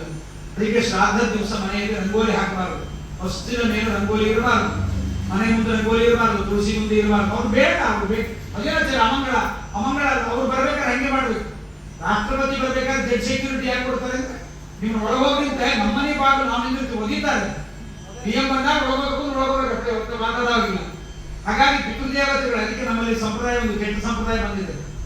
ಶ್ರಾದ್ದದ ದಿವಸ ಮನೆಯಲ್ಲಿ ಹೆಣ್ಣು ಮಕ್ಕಳು ಕುಂಕುಮ ಇಡಬಾರ್ದು, ಯಾರು ಕುಂಕುಮ ಹಚ್ಕೋಬಾರ್ದು. ತಲಾಟೆ ತಿಲಕಂ ದೃಷ್ಟ ನಿರಾಶಾ ಪಿತರೋಗತಾಹ. ಹಣೆಯಲ್ಲಿ, ಸೊಸೆಯ ಹಣೆಯಲ್ಲಿ ತಿಲಕ ಕುಂಕುಮ ಇದ್ದು ನೋಡಿ ನಿರಾಶರಾಗಿ ಹೋಗ್ಬಿಡ್ತಾರೆ ಪಿತೃದೇವತೆಗಳು. ಅಂಗಣೆ ರಂಗವಲ್ಲಿಯೂ ದೃಷ್ಟ, ಅಂಗಳದಲ್ಲಿ ರಂಗವಲ್ಲಿ ಹಾಕಿದ್ರೆ ಅವ್ರಿಗೆ ನಿರಾಶ, ಅವ್ರಿಗೆ ಬೇಕಾಗಿಲ್ಲ ಅದು. ಅಷ್ಟೇ, ಅವ್ರಿಗೆ ಏನ್ ಬೇಕಾದ್ರೂ ಮಾಡಬೇಕು. ಅದಕ್ಕೆ ನಮ್ಮಲ್ಲಿ ಒಂದು ಪದ್ಧತಿ ಇದೆ. ಶ್ರಾದ್ದ ಮುಗಿದ ಮೇಲೆ, ಬ್ರಾಹ್ಮಣರ ಭೋಜನ ಆದಮೇಲೆ, ಪಿಂಡ ಪ್ರದಾನ ಆದಮೇಲೆ ನಮಸ್ಕಾರ ಮಾಡಿ ಇರ್ತಾರೆ. ಇವ್ರು ಗೊತ್ತಿರೋ ಪುರೋಹಿತರಿಗೆ ನಮಸ್ಕಾರ ಮಾಡಿಬಿಡ್ತಾರೆ. ನಮಸ್ಕಾರ ಎಲ್ಲಿಗೆ ಅಂದ್ರೆ ಪಿಂಡಕ್ಕೆ ನಮಸ್ಕಾರ. ತಾತ, ಅವನ ಮಾವನ ತಂದೆ, ಅವ್ರ ತಂದೆ ಬಂದಿರ್ತಾರೆ. ಆ ಪಿಂಡಗಳಿಗೆ ನಮಸ್ಕಾರ ಮಾಡಿದ ಬಳಿ ಕುಂಕುಮ ಅರಿಶಿನ ಇಟ್ಟಿರ್ತಾರೆ. ಯಾಕೆ? ನೀವು ಅವಾಗ ಹಚ್ಕೋಬೇಕು. ಅವರನ್ನು ನೋಡಿ ಅವರಿಗೆ ನಮಸ್ಕಾರ ಮಾಡಿ ಅವಾಗ ಹಚ್ಕೋಬೇಕು. ಹೊರತು ಮುಂಚೆ ಕುಂಕುಮ. ಇದು ಸ್ಮಾರಕದ ಮನೆಯಲ್ಲಿ ಇವತ್ತಿಗೂ ಚೆನ್ನಾಗಿ ನಡೆಸ್ತಾರೆ. ಅದ್ವೈತಗಳೆಲ್ಲ ಹಾಗೇ ನಡೆಸ್ತಾರೆ. ಕುಂಕುಮ ಹಚ್ಕೊಳ್ಳೋದು ಬೆಳಗ್ಗೆ ಬರೀ ಹಣೆಯಲ್ಲಿ ಇರ್ತಾರೆ, ಪಿತೃಗಳು ಬರ್ತಾರೆ ಅಂತ ಹೇಳಿ. ಹಾಗೆ ಅಂಗಳದಲ್ಲಿ ರಂಗವಲ್ಲಿ ಇದೆ. ಇದು ಬ್ರಾಹ್ಮಣರು ಯಾರಾದ್ರೂ ನಮ್ಮ ಮನೆಗೆ ಬಂದ್ರೆ ಹಣೆಯಲ್ಲಿ ಕುಂಕುಮ ಇಲ್ಲ, ರಂಗವಲ್ಲಿ ಇಲ್ಲ, ಬ್ರಾಹ್ಮಣ ಒಳಗೆ ಬರಬಾರ್ದು. ಒಳಗೆ ಬಂದ ಅಂದ್ರೆ ಅವನಿಗೆ ದಕ್ಷಿಣೆ ಕೂಡ ಆಗಿಲ್ಲ. ಶ್ರಾದ್ದ ಮುಗಿಯೋ ತನಕ ಅಷ್ಟೇ, ಮತ್ತೆ ದಿನವೆಲ್ಲ ಅಲ್ಲ. ಅವತ್ತು ಹೇಳ್ಬಿಟ್ಟು ಯಾರ ಮನೆಯವರು ಆಚರಣೆ ಮನೆ ಶ್ರಾದ್ದ ಆಗಿಲ್ಲ, ಸಾಯಂಕಾಲ ಬಂದಿದ್ದು ಹೋಗ್ಬಿಟ್ಟು ಹಂಗೇನಿಲ್ಲ. ಶ್ರಾದ್ದ ಆಗೋ ಶ್ರಾದ್ದದಲ್ಲಿ ದಕ್ಷಿಣೆ ಕೊಟ್ಟೇ ಕೊಡ್ತೀವಲ್ಲ. ಅದಕ್ಕೆ ಅದನ್ನ ಅವರಿಗೆ ಸಿಂಬಾಲ್ ಅದನ್ನ ಮಾಡಿರ್ತೀವಿ. ಮನೆಯ ಹೊಸದಾಗಿ ರಂಗೋಲಿ. ಬ್ರಾಹ್ಮಣರು ಬರ್ತಿರ್ತಾರೆ, ದೇಶಾವಳಿ ಬ್ರಾಹ್ಮಣರು, ದಾಸರುಗಳು ಬರ್ತಿರ್ತಾರೆ. ಮನೆಗೆ ದೈವಾರ ಮಾಡಿ ದಾಸರು ಬರ್ತಾರೆ. ದಾಸರು ಬಂದು ಇವಾಗೆಲ್ಲ ಯಾರು ಕಾಣಿಸಲ್ಲ. ದಾಸರು ಬಂದಾಗ ನೋಡ್ತಾರೆ ರಂಗೋಲಿ ಹಾಕಿಲ್ಲ, ಹಾಗಾಗಿ ಶ್ರಾದ್ದ ಇದೆ, ನಾವು ಹೋಗಬಾರ್ದು ಹೊರಡ್ಬಿಡ್ಬೇಕು. ಅವ್ರು ಬಂದರು ಅಂದ್ರೆ ಶ್ರಾದ್ದಕ್ಕೆ ಇರಬೇಕು, ಶ್ರಾದ್ದದ ಭೋಜನ ಮಾಡಿ ಹೋಗ್ಬೇಕಾಗತ್ತೆ. ಹಾಗಾಗಿ ಶ್ರಾದ್ದಗಳಲ್ಲೆಲ್ಲ ಈ ತರ ಕ್ರಮಗಳೆಲ್ಲ ಉಂಟು. ಅದಕ್ಕೆ ಶ್ರಾದ್ದದಲ್ಲಿ ಕೋಪಗೊಳ್ಳಬಾರದು. ಅದಕ್ಕೆ ಶ್ರಾದ್ದದಲ್ಲಿ ಒಂದು ಮಂತ್ರ ಹೇಳ್ತೀವಿ, ಅಕ್ರೋಧನೈ ಶೌಚಪರೈ ಸತತಂ ಬ್ರಹ್ಮವಾದಿಭಿ. ಬ್ರಾಹ್ಮಣರು ಹೇಳ್ತೀವಿ, ಸ್ವಾಮಿ ದಯಮಾಡಿ ಕೋಪ ಮಾಡಬೇಡ್ರಿ, ಕೋಪ ಮಾಡಿದ್ರೆ ಶ್ರಾದ್ದ ಘಾತ ಆಗಿಬಿಡುತ್ತೆ, ಕೋಪ ಮಾಡಬಾರ್ದು. ಯಜಮಾನಿಗೂ ಕೋಪ ಏನ ಅಂತ ಕೋಪ ಸತ್ತವ್ರಿಗೆ ಮೈನ ಬಂದ್ಬಿಡುತ್ತೆ. ಎಂದೂ ಇಲ್ಲದೆ ಕೋಪ ಬರ್ತಿರುತ್ತೆ. ಹಾಲು ಕಚ್ಚೋದೇನು ಮತ್ತೊಂದೇನು ಕೂಗಾಡಬಾರ್ದು. ಶ್ರಾದ್ದ ದಿವಸ ಕೂಗಾಡಿದ್ರೆ ಪಿತೃಗಳು ನೋಡ್ತಾರಂತೆ, ಯಾಕೋ ನಿಮ್ಗೆ ಇಚ್ಛೆ ಇಲ್ಲ ನಮಗೆ ಶ್ರಾದ್ದ ಮಾಡಲಿಕ್ಕೆ ಅಂತ ಪಿತೃಗಳು ನಿರಾಶರಾಗಿ ಹೋಗಿಬಿಡ್ತಾರೆ. ಶ್ರಾದ್ದದ ದಿವಸ 3:30 ಗಂಟೆ ತನಕ ಕಾಯ್ತಾರಂತೆ, ಶ್ರಾದ್ದ ಮಾಡ್ತಾನ 3:30 ಮೇಲೆ ಶ್ರಾದ್ದದ ಭೋಜನ ಆಗಬಾರ್ದು. 3:30 ಕರೆಕ್ಟಾಗಿ ತಿಂತಾ ಇರ್ತಾರೆ. ಏನಿರುತ್ತೋ ಏನು, ಯಾವ ದೇವತೆಗಳು ಬಂದಿರ್ತಾರೋ ಗೊತ್ತಿಲ್ಲ. 3:30 ಒಳಗಾಗಿ ಮನೆ ಯಜಮಾನ ಊಟ ಮಾಡಿ ಮುಗಿಸ್ಬಿಡ್ಬೇಕು. ಅದ್ರ ಮೇಲೆ ಶ್ರಾದ್ದದ ಕ್ರಮ ಇಲ್ಲ, ಅಷ್ಟರೊಳಗೆ ಮುಗಿಬೇಕು. ನಮ್ಮ ದೇಶದಲ್ಲಿ ಅದು ಲೆಕ್ಕ ಇಲ್ಲ. ಕುಟುಂಬ ಕಾಲ ಅಂತ ಹೇಳ್ತಾರೆ. ಭೂಮಿ ಸುಡೋ ಕಾಲ, ನಮ್ಮಲ್ಲಿ ಹುಟ್ಟೋ ಕಾಲಕ್ಕೆ ಭೂಮಿ ಸುಡ್ತಾ ಇರುತ್ತೆ, ಸೂರ್ಯ ಹುಟ್ಟೋ ಕಾಲಕ್ಕೆ ಭೂಮಿ ಸುಡ್ತಾ ಇರುತ್ತೆ ನಮ್ಮಲ್ಲಿ. ಹಾಗಾಗಿ ಶ್ರಾದ್ಧೇ ತ್ರೀಣಿ ಪವಿತ್ರಾಣಿ ದೌಹಿತ್ರ ಕುಟುಂಬಸ್ಥಿರ ಅಂತ. ಶ್ರಾದ್ದದಲ್ಲಿ 3 ಪವಿತ್ರವಾದದ್ದು. ದೌಹಿತ್ರ ನೋಡ್ರಿ, ಆ ಪಿತೃಗಳಿಗೆ ನಮ್ಮಲ್ಲಿ ಹೋದವರಿಗೆ ಶ್ರಾದ್ದ ಮಾಡಿ ಕಷ್ಟಪಟ್ಟು ತಲೆ ಬೋಳಿಸಿಕೊಂಡು 100 ಸ್ನಾನ ಮಾಡಿ ಮೈ ಬೆನ್ನೆಲ್ಲ ಚರ್ಮ ಸುಲಿದು 10 ದಿವಸ ಮಾಡ್ಕೊಂಡು ಹೊರಟು ಚರ್ಮ ಸುಲಿದೋಗಿರುತ್ತೆ ಬೆನ್ನು. ಆದ್ರೆ ಅವ್ರಿಗೆ ಇಷ್ಟ ಆಗೋದು ನಾವಲ್ಲ, ನಮ್ಮಮ್ಮ, ನಮ್ಮ ಮಗ ಅಲ್ಲ, ಮಗಳೇ ಬರ್ಬೇಕು ಅಂತ ಹೇಳಿ. ಮಗಳ ಮಗ ಶ್ರಾದ್ದಕ್ಕಿದ್ರೆ ಅವ್ರಿಗೆ ಇಷ್ಟ. ದೌಹಿತ್ರ ಕುತಪಃ ತಿಲಾಹ ಎಳ್ಳು, ತಿಲ ವರಾಹದೇವರ ದೇಹದಿಂದ ಬಂದಿರತಕ್ಕಂಥದ್ದು, ದರ್ಭೆ ವರಾಹದೇವರ ದೇಹದಿಂದ ಬಂದಿರತಕ್ಕಂಥದ್ದು, ತುಪ್ಪ ಎಳ್ಳು ಇವೆಲ್ಲ ವರಾಹದೇವರ ದೇಹದಿಂದ ಬಂದಿರತಕ್ಕಂಥದ್ದು.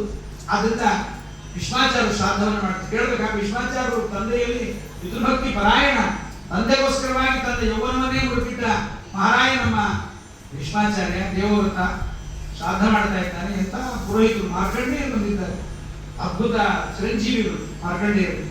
ಆಕಲ್ಪಾಂತ ಇರ್ತಕ್ಕಂತಹ ಚಿರಂಜೀವಿಗಳು ಮಾರ್ಕಂಡೇಯರು ಬಂದಿದ್ದಾರೆ. ಕರೆದು ಅವರನ್ನು ಕೂಡಿಸಿ ಶ್ರಾದ್ದ ಮಾಡ್ತಾ ಇದ್ದಾನೆ. ಶ್ರಾದ್ದ ಬ್ರಾಹ್ಮಣ ಭೋಜನ ಆಯ್ತು. ಪ್ರತ್ಯಕ್ಷ ಬ್ರಾಹ್ಮಣರು ಏನು ಒಬ್ಬರಿಗೆ ರತ್ನ ಏನು, ದಿವ್ಯವಾದ ಬಂಗಾರ ಏನು, ಆಭರಣ ಏನು ಬೇಕಾದ್ರೂ ಕೊಡ್ತಿದ್ದ ಭೀಷ್ಮ ರಾಜ. ಬ್ರಾಹ್ಮಣರು ಬೇಕಾದ ಬ್ರಾಹ್ಮಣರು ಕೂಡಿಸಿ ಶ್ರಾದ್ದವನ್ನು ಮಾಡ್ತಾ ಇದ್ದಾನೆ. ಶ್ರಾದ್ದ ಆದಮೇಲೆ ಬ್ರಾಹ್ಮಣರು ಇನ್ನೇನು ಮೊಸರು ಊಟ ಮಾಡಬೇಕು ಅಂತ ಸರಿಯಾಗಿ ವಿಶ್ವಧರ್ಮನೆಯ ಪೀಡಾಧ್ಯಕ್ಷನ ಕರಿಷ್ಯೆ, ನೀವು ಅಪ್ಪಣೆ ಕೊಟ್ಟರೆ ನಮ್ಮ ತಂದೆಗಳ ವಿಶ್ವೇ ದೇವತೆಗಳು 10 ಜನ, ಪಿತೃದೇವತೆಗಳು 3 ಜನ ಬಂದಿರ್ತಾರೆ. ನಿಮ್ಮ ಅಪ್ಪಣೆ ಆದರೆ ನಾನು ನಮ್ಮ ತಂದೆಗೆ ಆರಾಧನೆಯನ್ನು ಮಾಡ್ತೀನಿ, ಮಾಡುವಂತಾರೆ.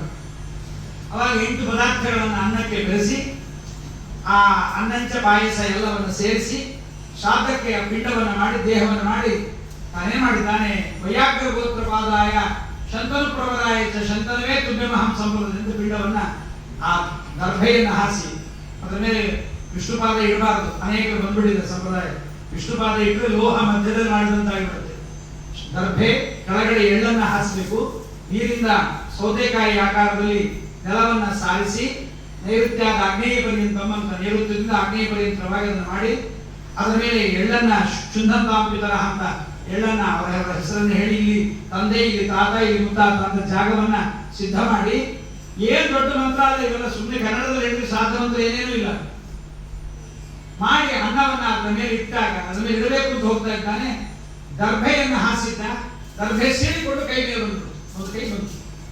ಭೀಷ್ಮ ಆಗಿದ್ದಕ್ಕೆ ಧೈರ್ಯವಂತ ತೊಡಕೊಂಡು, ಬೇರೆಯವರಾಗಿದ್ರೆ ಪಿಂಡ ತೆಗೆದು ಆಚಾರ ಮಾಡಿ ಮೇಲೆ ಬಿಸಾಕೊಳ್ಬಿಡ್ತೀವಿ.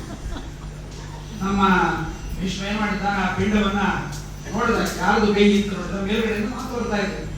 ಯಾರು ನಾನು ಬಂದಿದ್ದೇನೋ ಭೀಷ್ಮ, ನನ್ನ ಕೈಯಲ್ಲೇ ಪಿಂಡವನ್ನು ಕೊಡು ಅಂತ. ಆಗ ಅವನಂತಾನೆ, ಖಂಡಿತವಾಗಿ ಹಾಗೆ ಸಾಧ್ಯವಿಲ್ಲ. ಯಾಕೆಂದ್ರೆ ನೈಷಕಲ್ಪೇ ವಿಧೃಷ್ಟ ಇತಿ ಸಂತ್ಯಜ್ಯ ಜಾಪ್ಯಹಂ. ಆಲೋಚನೆ ಮಾಡಿದ, ಈ ರೀತಿ ತಂದೆಯೇ ಬರ್ತಾನೆ, ಅವನ ಕೈಯಲ್ಲೇ ಪಿಂಡವನ್ನು ಕೊಡಬೇಕು ಅಂತ ಎಲ್ಲೂ ಹೇಳಿಲ್ಲ, ಅದನ್ನ ಕೊಡಲ್ಲ ಅಂದ. ಇದನ್ನು ಕೇಳಿ ಬಹಳ ಖುಷಿ ಆಯ್ತು ನಮ್ಮ ಶಂತನು ರಾಜನಿಗೆ.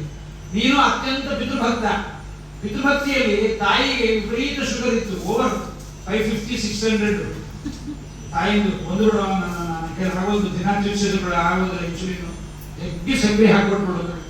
ಮಾತು ಭಕ್ತ ಮಗ, ಒಂದು ದೊಡ್ಡ ಡಬ್ಬಿನೇ ತಂದು ನಾವು ತಿನ್ನವ ಅಂತ ಕೊಟ್ಬಿಟ್ರೆ ಗತಿಯನ್ನು ಇಲ್ಲ. ಭೀಷ್ಮಾಚಾರ್ಯ ಇಲ್ಲ, ಎಷ್ಟೇ ನನಗೆ ಪ್ರಿಯನಾಗಿದ್ದರು, ನಿನಗೋಸ್ಕರ ನಾನು ಮದುವೆಯನ್ನೇ ಮಾಡಿಕೊಳ್ಳದೇ ಇದ್ದರೂ ಕೂಡ ಹೀಗೆ ಪಿಂಡ ತಂದೆಯ ಕೈ ಕೊಡಬೇಕು ಅಂತೀವಿ. ಅವನ ಕೈ ಕಡಗ ಎಲ್ಲ ಆಭರಣ ಎಲ್ಲ ನೋಡಿ ಗೊತ್ತಾಯ್ತು ನಮ್ಮ ಅಪ್ಪನ ಕೈ ಅಂತ. ಕೊಡೋದಿಲ್ಲ ಅಂದ್ಬಿಟ್ಟ. ಬಹಳ ಖುಷಿ ಆಯ್ತು ಚಂದ್ರನಿಗೆ, ಬಹಳ ಆನಂದ ಆಯಿತು. ನಿನ್ನ ಮಾತನ್ನು ಕೇಳಿ ನನಗೆ ಬಹಳ ಸಂತೋಷ ಆಯಿತು. ದಯಾದ ಮಾನಸ್ವಿ, ನನ್ನನ್ನು ಮದುವೆಯಾದ ಗಂಗೆ 7 ಮಕ್ಕಳನ್ನ ಕೊಂದಳು, ಕೊನೆಗೆ ನಿನ್ನನ್ನು ಉಳಿಸ್ಕೊಂಡಿದ್ದಕ್ಕೆ ಇವತ್ತು ನಾನು ಸಾರ್ಥಕವಾಯಿತು ನನ್ನ ಜೀವನ. ನಿನ್ನಿಂದ ನಾನು ತಂದೆ ಅಂತಾದೆ, ಮಗ ಅಂತಾದೆ, ನೀನು ಒಳ್ಳೆ ಮಗನಾಗಿದ್ದೀಯ. ಕೃತಾರ್ಥೋ ಅಮುತ್ರ ಚೇಹ, ನೀನು ಉಳಿದಿದ್ದರಿಂದ ಈ ಲೋಕದಲ್ಲಿ ಪರಲೋಕದಲ್ಲಿ ನಾನು ಉದ್ಧಾರವಾಗಿದ್ದೀನಿ ಭೀಷ್ಮ. ಅದರಿಂದ ಸತ್ಪುತ್ರೇಣ ತ್ವಯಾ ಪುತ್ರ ಧರ್ಮಜ್ಞ ವಿಕಸಿತ. ಬರೀ ನೀನು ಪಿತೃಭಕ್ತ ಅಲ್ಲ, ಧರ್ಮಜ್ಞನಾಗಿದ್ದೀಯ. ನಿನಗೆ ಇದನ್ನು ನಾನು ಒಳ್ಳೆಯ ಕೆಲಸ ಮಾಡಿದ್ದೆ, ಅದಕ್ಕೆ ನಾನು ನಿನಗೆ ವರವನ್ನು ಕೊಡ್ತೀನಿ. ಅದೇ ಪ್ರಭವಿತಾ ಮೃತ್ಯು ಯಾವ ಜೀವಿತ ಮಿಚ್ಛಸಿ, ನೀನು ಬದುಕಿರುವ ತನಕ ಮೃತ್ಯು ನಿನ್ನ ಬೆಳೆಗೆ ಬರಬಾರದು. ನೀನು ಕರೆದರೆ ಮೃತ್ಯು ಬರಬೇಕು, ಹೊರತು ಯಾರಿಗೂ ಇದು ತಂದೆ ತಾಯಿಗಳ ಸೇವೆ ಮಾಡುವುದರಿಂದ ಬರುವ ಶ್ರೇಷ್ಠವಾದ ಫಲ ಇದು. ಅದನ್ನ ಮಾಡಿದ್ದಾನೆ ಭೀಷ್ಮ. ಕೇಳ್ತಾನೆ, ಅಪ್ಪ 1 ನಿಮಿಷ ಇರು, 3 ಪಿಂಡ ಇಟ್ಬಿಡ್ತೀನಿ, 1 ನಿಮಿಷ ಹೋಗಬೇಡ, ಇಲ್ಲೇ ಇರು. ನೀನು ಹೋಗಿದ್ದೀಯಲ್ಲ, ನೀನೇ ಪಿತೃದೇವತೆಗಳ, ನೀ ಯಾರು? ನಿನ್ನನ್ನೇ ಪಿತೃದೇವತೆ ಅನ್ಬೇಕಾ? ಇನ್ಯಾರು ಇದ್ದಾರ? ಏನೆಲ್ಲ ಹೇಳು ಅಂದಾಗ ಅದಕ್ಕೆ ಕೇಳ್ತಾನೆ. ಭೀಷ್ಮನನ್ನು ಕೇಳಿದಾಗ ಭೀಷ್ಮ ಅಂತಾನೆ, ಭೀಷ್ಮನಿಗೆ ಅಂತಾನೆ ಶಂತನು, ಶ್ರಾದ್ದದಲ್ಲಿ ಏನಾದ್ರು ಕೇಳಬೇಕು ಅಂತಿದ್ರೆ ಅವಾಗ ಕೇಳ್ತಾ ಕೂತ್ಕೋಬಾರ್ದು. 1 ಗಂಟೆ ಹೊತ್ತು ಡಿಸ್ಕಸ್ ಮಾಡಬಾರ್ದು. ಶ್ರಾದ್ದ ಬೇಗ ಶ್ರಾದ್ದ ಯಾರ ಕಣ್ಣಿಗೂ ಕಾಣಿಸಬಾರದು. ಬೇರೆ ಇತರ ಜಾತಿಯವರ ಕಣ್ಣಿಗೆ ಶ್ರಾದ್ದ ಟೆಂಟ್ ಹಾಕಿ ಜೋರ್ ಮಾಡಿ, ಒಬ್ರು ಪಾಪ ಭಾರಿ ಇದ್ರು, ಭಾರಿ ಅಣ್ಣತಮ್ಮಂದ್ರು, ಭಾರಿ ಶ್ರೀಮಂತರು, ಭಯಂಕರ ಶ್ರೀಮಂತರು. ಆಚಾರ್ಯ, ಈ ವರ್ಷ ನಮ್ಮ ಅಪ್ಪಂದು 25ನೇ ವರ್ಷ ಸಿಲ್ವರ್ ಜೂಬ್ಲಿ ಮಾಡಬೇಕು, ವೆಡ್ಡಿಂಗ್ ಆನಿವರ್ಸರಿ ಯಾರು ಮಾಡಬೇಕಪ್ಪ, ನಮ್ಮಪ್ಪ ಸ್ವಲ್ಪ ನಾನು ಸಿಲ್ವರ್ ಜೂಬ್ಲಿ ಮಾಡಬೇಕು, ಏನು ವಿಶೇಷವಾಗಿ ಹೇಳಿದ್ರು. ಪುರೋಹಿತರಂದ್ರು ತಿಕ್ಲ ಸಿಕ್ಕರೆ ಏನ್ ಮಾಡಬೇಕು, ಒಂದು 6 ಬೆಳ್ಳಿ ತಟ್ಟಿ ಮಾಡಿಸು, ಒಂದೊಂದು ಕೆಜಿ ಇರಬೇಕು. 6 ತಟ್ಟಿ, 3 ಬಂಗಾರ ಸರ, 1 ಪಲ್ಲಕ್ಕಿ, ವಾಲದವರು ಎಲ್ಲ ಕಳಿಸಿದ್ರು. ಪುರೋಹಿತರು ಕೂತ್ಕೊಂಡ್ರು. ಕೆಳಗಡೆ ಒಂದು ತಟ್ಟಿ ಇಡಿಸಿದ್ರು, ತಟ್ಟಿ ಮೇಲೆ ಪಿಂಡ ಇಡಿಸಿದ್ರು, ಪಿಂಡಕ್ಕೆ ಬಂಗಾರದ ಆವರಣ ಹಾಕಿದ್ರು. ಅದಾದ ಮತ್ತೊಂದು ತಟ್ಟಿ ಮುಚ್ಚಿದ್ರು. 6 ಪಿಂಡ ತೆಗೆದು ಪಿಂಡ ವಿಸರ್ಜನೆ ಆದ್ಮೇಲೆ ಪಲ್ಲಕ್ಕಿಯಲ್ಲಿಟ್ಟು ಮೆರವಣಿಗೆ ಮಾಡ್ಕೊಂಡ್ಬಂದ್ರಿ ಊರೆಲ್ಲ ಅಂತ. ಊರಿನ ಮಧ್ಯೆಲ್ಲ ಏನೋ ವಾರಗೆ ಬರ್ತದೆ, ನೋಡಿದ್ರೆ ಪಿಂಡದ ವಾರಗ ಜನ ವಿದ್ಯೆ ಸಿಲ್ವರ್ ಜುಬ್ಲಿ ಇಂದ ಒಬ್ಬ ಮಾಡಿಬಿಟ್ರೆ ಸಾಕ್ರಿ, ಗತಾನುಗತಿ ಗೋಲೋಕ. ಎಲ್ಲರೂ ಅದನ್ನ ಪಿಂಡ ಪಲ್ಲಕ್ಕಿ ಇಟ್ಕೊಂಡು ಯಾರು ಮೆರವಣಿಗೆ ಮಾಡ್ತಾರೆ. ಅದಕ್ಕೆ ಹೇಗೆ ಮಾಡಬೇಕು ಹಾಗೆ ಮಾಡ್ಬೇಕು ಶ್ರಾದ್ದವನ್ನ. ಅದು silver jubilee, golden jubilee, century ಯಾವುದೂ ಇರೋದಿಲ್ಲ. ಹಾಗಾಗಿ ಶ್ರಾದ್ದವನ್ನ ಮಾಡಿದ್ರಿಂದ ಅವನಿಗೆ ಅಷ್ಟು ಶ್ರೇಷ್ಠವಾದ ಫಲ ಸಿಕ್ಕಿದೆ. ಶ್ರಾದ್ದವನ್ನು ಮಾಡೋದ್ರಿಂದ ಪಿತೃದೇವತೆಗಳು ಬೇಗ ತೃಪ್ತರಾಗ್ತಾರೆ. ಹೆಚ್ಚಿಗೆ ಪ್ರಶ್ನೆ ಕೇಳಬೇಡ, ಶ್ರಾದ್ದ ಮುಗಿಸು. ಅತ್ಯಂತ ಪಿತೃಭಕ್ತನಾದ ಮಾರ್ಕಂಡೇಯ ಬಂದಿದ್ದಾನೆ. ಮಾರ್ಕಂಡೇಯ ನಿನ್ನೆಲ್ಲ ಪ್ರಶ್ನೆಗಳಿಗೆ ಉತ್ತರವನ್ನು ಕೊಡ್ತಾನೆ. ಪಿತೃಗಳು ಅಂದ್ರೆ ಯಾರು ಪಿತೃದೇವತೆಗಳು ಬರ್ತಾರೆ, ಅವ್ರ ಕಥೆ ಏನು, ಯಾರನ್ನ ನಾವು ಸ್ಮರಣೆ ಮಾಡಬೇಕು ಅಂತ ಹೀಗೆ ಮಾರ್ಕಂಡೇಯರಿಗೆ ನಮ್ಮ ಶಂತನು ಹೇಳ್ತಾನೆ. ಭೀಷ್ಮಾಚಾರ್ಯ ಶ್ರಾದ್ದವನ್ನು ಮಾಡಿ ಮುಗಿಸ್ತಾರೆ. ಮಾಡಿ ಮುಗಿಸಿದ ಮೇಲೆ ಮಾರ್ಕಂಡೇಯರನ್ನು ಕೇಳ್ತಾನೆ, ಸ್ವಾಮಿ ಯಾರು ಅವರಲ್ಲ ಅಂತ. ನಾಳೆ ಬಾ, ಇವತ್ತು ಟೈಮ್ ಆಯಿತು, ನಾಳೆ ಬಾ, ಬೆಳಗ್ಗೆ ಬೇಗ ಶ್ರೇಷ್ಠವಾಗಿರ್ತಕ್ಕಂಥ ಪಿತೃಕಲ್ಪವನ್ನು ನಿರೂಪಣೆ ಮಾಡ್ತೇನೆ. ನನಗೆ ಸನತ್ಕುಮಾರರು ಹೇಳಿದರು, ಸನತ್ಕುಮಾರರು ನನಗೆ ನಿರೂಪಣೆ ಮಾಡಿದ್ರು ಪಿತೃದೇವತೆಗಳ ಬಗ್ಗೆ ಯಾರು ಅಂತ, ಅದನ್ನು ನಾನು ನಿರೂಪಣೆ ಮಾಡ್ತೀನಿ ಅಂತ. ಹೀಗೆ ಸೂತ ಶೌನಕ ಸಂವಾದೆ, ಜನಮೇಜಯ ವೈಶಂಪಾಯ ಸಂವಾದೆ. ಶ್ರೀ ಕೃಷ್ಣಾರ್ಪಣಮಸ್ತು. ಹರೇ ನಮಃ. ಕಾಯೇನ ವಾಚಾ ಮನಸೇಂದ್ರಿಯರ್ವಾ ಬುದ್ಧ್ಯಾತ್ಮನಾ ವಾ ಸ್ವಸ್ವಭಾವಂ ಕರೋಮಿ ಯತ್ ಸಕಲಂ ತಸ್ಮೈ